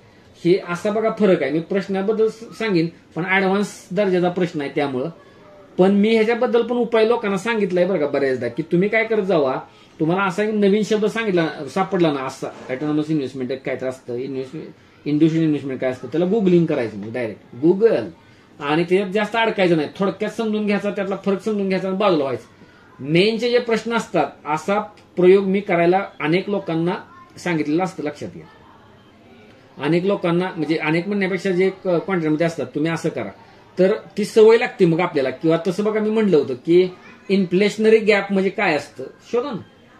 कॅपिटल गुड्स म्हणजे काय, म्हणजे भांडवली वस्तू, किंवा कंझ्युमर गुड्स म्हणजे काय. जर कळतच नसतं तर करा ना, 3-4 शब्दात करा तसं. ब्ल्यू इकॉनॉमी म्हणजे काय, ग्रीनफील्ड प्रोजेक्ट म्हणजे काय, ब्राऊनफील्ड प्रोजेक्ट म्हणजे काय. तर आता हे तुम्हाला शिकवणारा इकॉनॉमी जो शिकवतो त्यानं सांगायला पाहिजे की, त्यानं जर सांगितलं नसेल तर तुम्हाला बघायला पाहिजे काय असल्या प्रश्नांची उत्तर काढायची असली तर. लक्षात घ्या मी सांगतो परत, ह्याच्यात नको जास्त वेळ आत्ता घालवायला, पण असा आहे तो आव्हानात्मक प्रश्न आहे. असा ही 7वी योजना होती बघा, पुन्हा हा आलाय बघा, कार्लाइल वर स्कीम. असं असतं. म्हणजे हे काय असतंय, ऍडम स्मिथने जी वेल्थ ऑफ नेशन मध्ये जे मांडलं होतं त्याला विरोधी कोणी कोणी काय काय गोष्टी केल्या. तर तुम्हाला सांगतो स्टेट बोर्डमध्ये जेवढे जेवढे थिंकर्स आलेत त्याची लिस्टच बनवा. ते काही जास्त नाही, 8-10च्या पेक्षा पुढे जात नाही. वायसीयू मध्ये जे जे थिंकर्स आले त्याची लिस्टच बनवायची, बाहेर पण फिरतात पीडीएफ, मी पण वाटल्यास आता दिन शोधून समजा आता आहे वेळ आपल्याला, तर ते आदनमधनं बघायचं समजा काय तेच आपल्या हातात. आणि वायसीएमई किंवा एनसीईआरटी नसतं असं काय थिंकर, पण वायसीएमई किंवा तुमच्या बाहेरच्या एखाद्या ह्याच्यामध्ये तर ते आपल्याला बघायला मिळालं तर, आणि सवय लावून घ्यायची लगेच की एखादं वाक्य नाही तर तशातून ते आलेलं आहे बघा. त्याला काही संदर्भ दुसरा कुठला नाही आणि हा इझीच आहे बघा. की आर्थिक विषमता, ज्या समाजात उत्पन्न वितरणामध्ये अत्यंतिक विषमता असते तिथं मुठभर व्यक्तीजवळ अमाप पैसा असतो. म्हणजे त्या देशात टाटा अंबानी असतात, म्हणजे 1% लोकांकडे 99% संपत्ती आणि 99% लोकांकडे 1% संपत्ती फक्त, असं त्याला आर्थिक विषमता म्हणतात. हा सरळ सरळ म्हणजे काय, इकॉनॉमिक इनइक्वॅलिटी त्यांनी असा शब्द वापरलाय. कसा वापरलाय?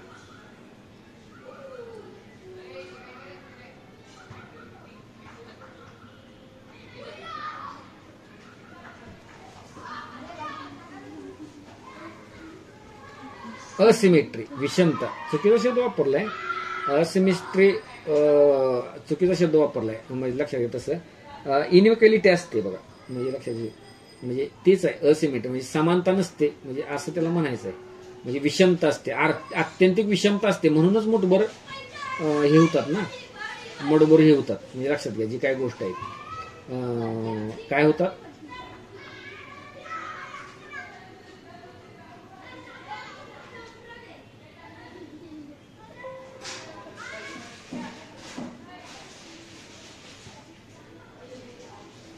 एक मिनिट.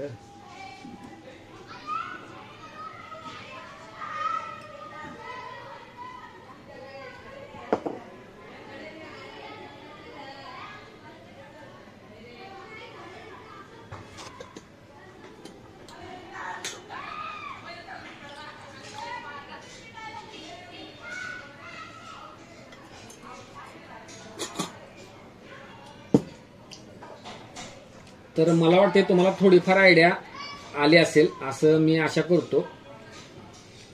तर कसं असते माहिती आहे का, सुरुवातीला ह्याचा खूप ताण घेऊ नका. जर काही डोक्याच्या बाहेर प्रश्न गेले तर 15 पैकी 10 प्रश्न तर तुमचे एकदम काह्यातले आहेत, 2-3 प्रश्न सोडले तर. त्यामुळं त्या आपण प्रश्नाकडे कसं टॅकल करायचं ते योग्य वेळी त्या गोष्टी मी पुढे आणीन. म्हणजे तसं काही नाही, आपल्याला आहे वेळ का, तर अजून परीक्षा आहे अधूनमधून. म्हणजे आता एक निष्कर्ष काढा एकदा, तर ह्यातले कठीण प्रश्न आहेत तेच. आणि तरी बघा मी काही वेळ घालवला नाही, पण तुम्हाला सांगतो की हे जे सगळे पूर्वसुरी सांगता येतात. म्हणजे हा प्रश्न कुठल्या जुन्या पीवायक्यूवर बेसलेला आहे किंवा काय, तर तुम्ही अगोदर काय करा की जी लिस्ट आउट केलेले आहेत ना टॉपिक ते हाणून पाडा. म्हणजे तुम्हाला तर काय करायचं आहे, मी तुम्हाला टार्गेट म्हणून ते टॉपिक देणारच आहे, लक्षात घ्या. पण त्याचे पीवायक्यू ऑल करायचे, त्याचा चांगला बेसिक सोर्स करायचा. 11वी 12वीची पुस्तक आधी जवळ ठेवा, त्याच्या पीडीएफ पण त्या सेंड करीन जे आहेत त्या, पण तुम्ही तुमच्याकडे असेल नाही ते ठेवा.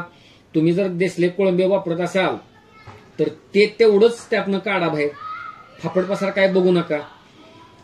जो अत्यंतिक महत्वाचा आहे म्हणजे लक्षात घ्या, वारंवार प्रश्न, सापेक्ष निरपेक्ष, वेगवेगळ्या कमिट्या, वेगवेगळ्या संकल्पना किंवा काय, तर मुखोद्गत करा, वारंवार भेट द्या.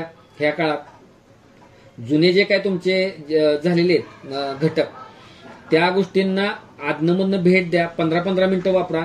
ब्रश घासताना पण जरा होती की रिव्हिजन 5 मिनिटाची. तुम्हाला सप्टेंबरमध्ये जी वेळ येणार तुमच्यावर 20 सप्टेंबर 21 सप्टेंबर, मी बघा ऑफलाईनला असल्यावर मुलांना आत्ता जेव्हा मेन्स चालू आहे ना, नवीन जर बॅचची मुलं असली त्यांना माहित असतं बघा की मी हाफ वेळच लेक्चर घेतो. म्हणजे आता समजा लेक्चर सकाळी 8ला चालू झालं किंवा 9ला चालू झालं समजा, पहिले 2 तासच घेतो, 8 ते 10 किंवा 9 ते 11, आणि 11 सोडून देतो म्हणजे काय रूमवर जायचं नाही, ते जायचं केंद्रावर, जवळच्या राज्यसेवा मुख्य परीक्षा केंद्रावर. हे एक्झरसाइज ऑफलाईनच्या मुलांना असतो आणि तिथं जाऊन जे रिपोर्टिंग करतात ना हे कोणते मीडियावाले, तसं मला एक पेज लिहून पाठवायचं. म्हणजे तुम्ही आज काय पाहिलं, लोकांच्या हातात पुस्तक कोणती होती, कशी पुस्तकावर तुटून पडत होते, खुणा होत्या का, स्वतःच्या नोट्स होत्या का, काय होतं, कुठं बसले होते, मिनिट कसा वापरत होते. तर हे का बघायचं, तो दिवस तुमचा आज काय येत नाही. म्हणजे लक्षात घ्या, 27 मेला, 28 मेला, 29 मेला, 30 मेला लगेच कसं लगेच निवांत जाते. सॉरी सर काय काय लोक जॉब करतात, म्हणजे आता काय तिघा चौघांचा मला मिशाल जात, त्यांना म्हटलं आत्ता लिहू काढा, नंतर नको. आता एक जण आहे त्याने ऐकलं समजा त्या रुद्र मधल्या, त्यावेळेला कशाला हे. आणि आत्ता जर काढू शकत असला, लक्षात घ्या, तर मी तर महिना आता 25 साल असलं, तुम्हाला जर 4-5 महिने अनपेड लिहून मिळत असली तर घ्यायला पाहिजे. लक्षात घ्या. तर कुटुंबाला सांगून द्यायचं की बाबा आता नाही एवढे, आणि पैसे किती लागतात खायला, म्हणजे महिन्याला, ह्या महिन्याला, त्या महिन्याला, ते आता जाऊ दे, तो विषय नाही. पण हाव कधी सुटत नाही. आणि तुम्हाला ग्रुप सीची पोस्ट मिळून सुद्धा काय त्याच्यावर प्रेम बसले, काय लोकांचं चिकटून राहतात त्याला. आता राज्यसेवा मेन्सला असणाऱ्या पण एका कॅन्डिडेटनं पूर्ण घालवले मेन्स त्या नादात, म्हणजे जॉईन झाल्यामुळे एक्झाम पुढे गेल्यावर. अतिशय चुकीची पद्धत आहे बघा ही. कुठं पळून जात नाही, ते काढत नाही नोकरीवरून आपल्याला. लक्षात घ्या. खूप कष्ट, म्हणजे तुम्हाला जेवढं कष्ट पडतात त्याच्यापेक्षा जास्त कष्ट सरकारला तुम्हाला घालवायला लागतं. आणि बघितली तर ग्रुप सीची पोस्ट, त्याला काय आलंय महत्व, सरकार पण बघत सुद्धा नाही त्या लोकांकडून. म्हणजे लक्षात घ्या, ते सीईओ किंवा तिथला माणूसच त्रास देतो फक्त. आणि आता तीच गोष्ट बघा, ते त्या ग्रुपमध्ये असणारे मोबाईल आपण नंबर बदलून टाकलाय असं पण कॅन्डिडेट, म्हणजे पोस्टवर असून सुद्धा. पण आता बघा, जास्त आता हवेत मी बोलत नाही, पण मोठे असे आहेत रिझल्टमध्ये 24च्या, पण त्याग केलाय ना. आणि मला घरातलं काम आहे, मला हे आहेत, मला समजून देत नाही, मी संयुक्त कुटुंब पद्धतीत आहेत, मग आहे तर आहे, मग करू नका, माझं मत असतं स्पर्धा परीक्षा. आणि रुद्रमध्ये पण येऊ नका आणि अंमलबजावणी पण येऊ नका, करा तुमचा तुम्ही अभ्यास. संयुक्त कुटुंब पद्धतीत आहे तर मग मी काय त्याला करणार.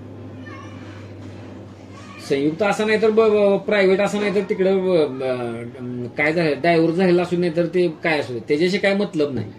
त्याचं कुठला आपला काहीच संबंध नाही. ते आपापल्या गोष्टींना स्वतः तो माणूस जबाबदार असतो, असा मानणाऱ्यातला मी माणूस आहे. त्यामुळे आज रोजी तुम्ही वर्तमानात काय करताय, भूतकाळ गेला खड्ड्यात तिकडं, आत्ता काय करताय, त्याला ते फेमस ते बोलतातच बघा, म्हणजे कसं वाक्यच आहे, म्हणजे दुनियादारी गेली खड्ड्यात, तिकडे आपल्याला काही माहित नाही, तर ते कामाला लागायचं ना. अनावश्यक ताण जर तुम्हाला सप्टेंबर ऑगस्ट बिंदला कमी करायचा असेल, जर तुम्हाला मेन चांगल्या प्रकारे जुलैपर्यंत न्यायचा असेल, तर प्रिलिमर पकड नको का, तर तिकडे लक्ष लागेल मेन्सला. नाहीतर तो संघर्ष एकदा चालू होणार. बाजारात टेस्ट चालू झाल्या की निम्मा वर्ग प्रिलिमलाच लावलाय बघा. म्हणजे एवढं काय भाव करायची गरज नाही प्रीची, लक्षात घ्या. पण त्याला योग्य प्रकारे ते ओळखायला पाहिजे आणि नियम पाळायला पाहिजे. नियम जर, आणि मी कसं, चांगली जी फळे आहे तिथं काम करणारे अंमलबजावणीमध्ये एक 20 मुलं आहेत, 1/3 चांगल्या प्रकारचं त्याचं इनपुट येत असतं मला, त्याप्रमाणे मी एखादा गॅप टाकतो, एखादं मी असं करत असतो. लक्षात घ्या, हा माझ्या मनात आलं म्हणून मी तसं करत नाही. नियम पाळणारे, वारंवार 15-20 मिनिटांनी भेट देणारे लोक आहेत ग्रुपमध्ये, ते कसं सुचवतात तसं मी तिकडे करत असतो. आता रुद्रमच्या लोकांचं तिकडे कधी कधी त्यांना टार्गेट जात नाही म्हणजे इकडे अंमलबजावणीला लोड आलेला असतो म्हणून. लक्षात घ्या, असं गोष्ट असते. मग त्यातल्या एखाद्या लोकांना मी आता सांगितलं, जे अंमलबजावणीत नाहीत आणि फक्त रुद्रममध्ये आहेत ते, की तुम्ही रुद्रम ग्रुप सोडू शकता, सांगितलेलं आहे. हे असं मला ते फास्ट करता येणार नाही मी. लक्षात घ्या, का तर 3-3, 4-4, का तर फ्री गेली तर काय करणार. म्हणजे एवढं अंमलबजावणीचं महत्व आहे. पहिल्यांदा टार्गेट इकडचंच पूर्ण करायचं आणि मग तिकडे जायचं. म्हणजे लक्षात घ्या, का तर जुगार आहे तो, राज्यसेवा जुगार आहे, एवढंच तुम्हाला सांगतो. भले थकलेत, पण असं अजिबात गृहीत काय धरता, सांगितलेले जे टॉपिक आत्ताचे आहेत ते अगदी झोडपून काढायचे. माहिती आहे ना, ते जे धान्य पीक येतं बघा, कसं बदलून काढायचं असतं किंवा काय एखादा, तर ते पूर्ण करायचं. आणि मग बघा, माझ्या दृष्टीच्या पण पलीकडे बघायचं. वेळ आहे ना, तिकडं मला अजून कुठं जाऊ शकतो, इकडं अजून काय, पण आधी आपली लाईन पूर्ण करूनच. आणि जर काय तिकडं होईना तर मी सांगतोय त्या लाईनच करायला पाहिजे. तर आता ते पूर्ण ते बघतो जरा 2 मिनिटात. एका मला कॅन्डीची आठवण झाली, आहे म्हणलं, कोणी मला हिस्ट्री आवड गेलं सांगितलं, म्हणलं लेक्चरला हे काही बघावं, नाही तर त्याला सांगायचं की तू आता मी निघा ग्रुप म्हणणार. कळत नाही तर लेक्चर करायला पाहिजे, काय करायला पाहिजे. तर आता टार्गेट लक्षात घ्या, आज रात्रीपासून इकॉनॉमीचं चालू होईल. मी तुम्हाला आत्ताचे जे काय ते सेंड करीन. आणि वेळ पुरेसा आहे, चांगला आहे, तर पहिल्यांदा स्टेट बोर्ड त्यावरचं वाचा, पुन्हा तुमच्याकडचं रेफरन्स वाचा, किंवा तुमच्याकडे कोणतं पण त्यातलं एखादं पुस्तक असू दे. अगोदर पहिलं काम तुम्ही उद्या किंवा आजपासून काय करा, तसं तो चार्ट बनवा आणि पीवायक्यूच्या खुणा तुमच्या मटेरियलमध्ये करा, म्हणजे तुम्हाला काय कुठून कसं घ्यायचंय ते कळेल, म्हणजे लक्षात घ्या असं करा. आणि त्या दर 1.5 तासाला त्याला भेट द्या, वारंवार भेट द्या, असं करा. आणि जिथून पासून तुमची एंट्री ग्रुपमध्ये झालेली आहे अंमलबजावणीचं, तिथून पासून तरी तुम्ही दर 1.5 तासाला जुनं रिवाइजच करत न्यायला पाहिजे. गाठोड्याला विसरू नका, गाठोडच सर्व काय आहे लक्षात घ्या. जुन्यातले काही क्रीम भाग पुढं कॅरी फॉरवर्डच करत न्या. बकाल व्हायला येईल, असा एखादा गॅपचा दिवस मिळाल्यावर लगेच मागत जा, असं करा. त्यातला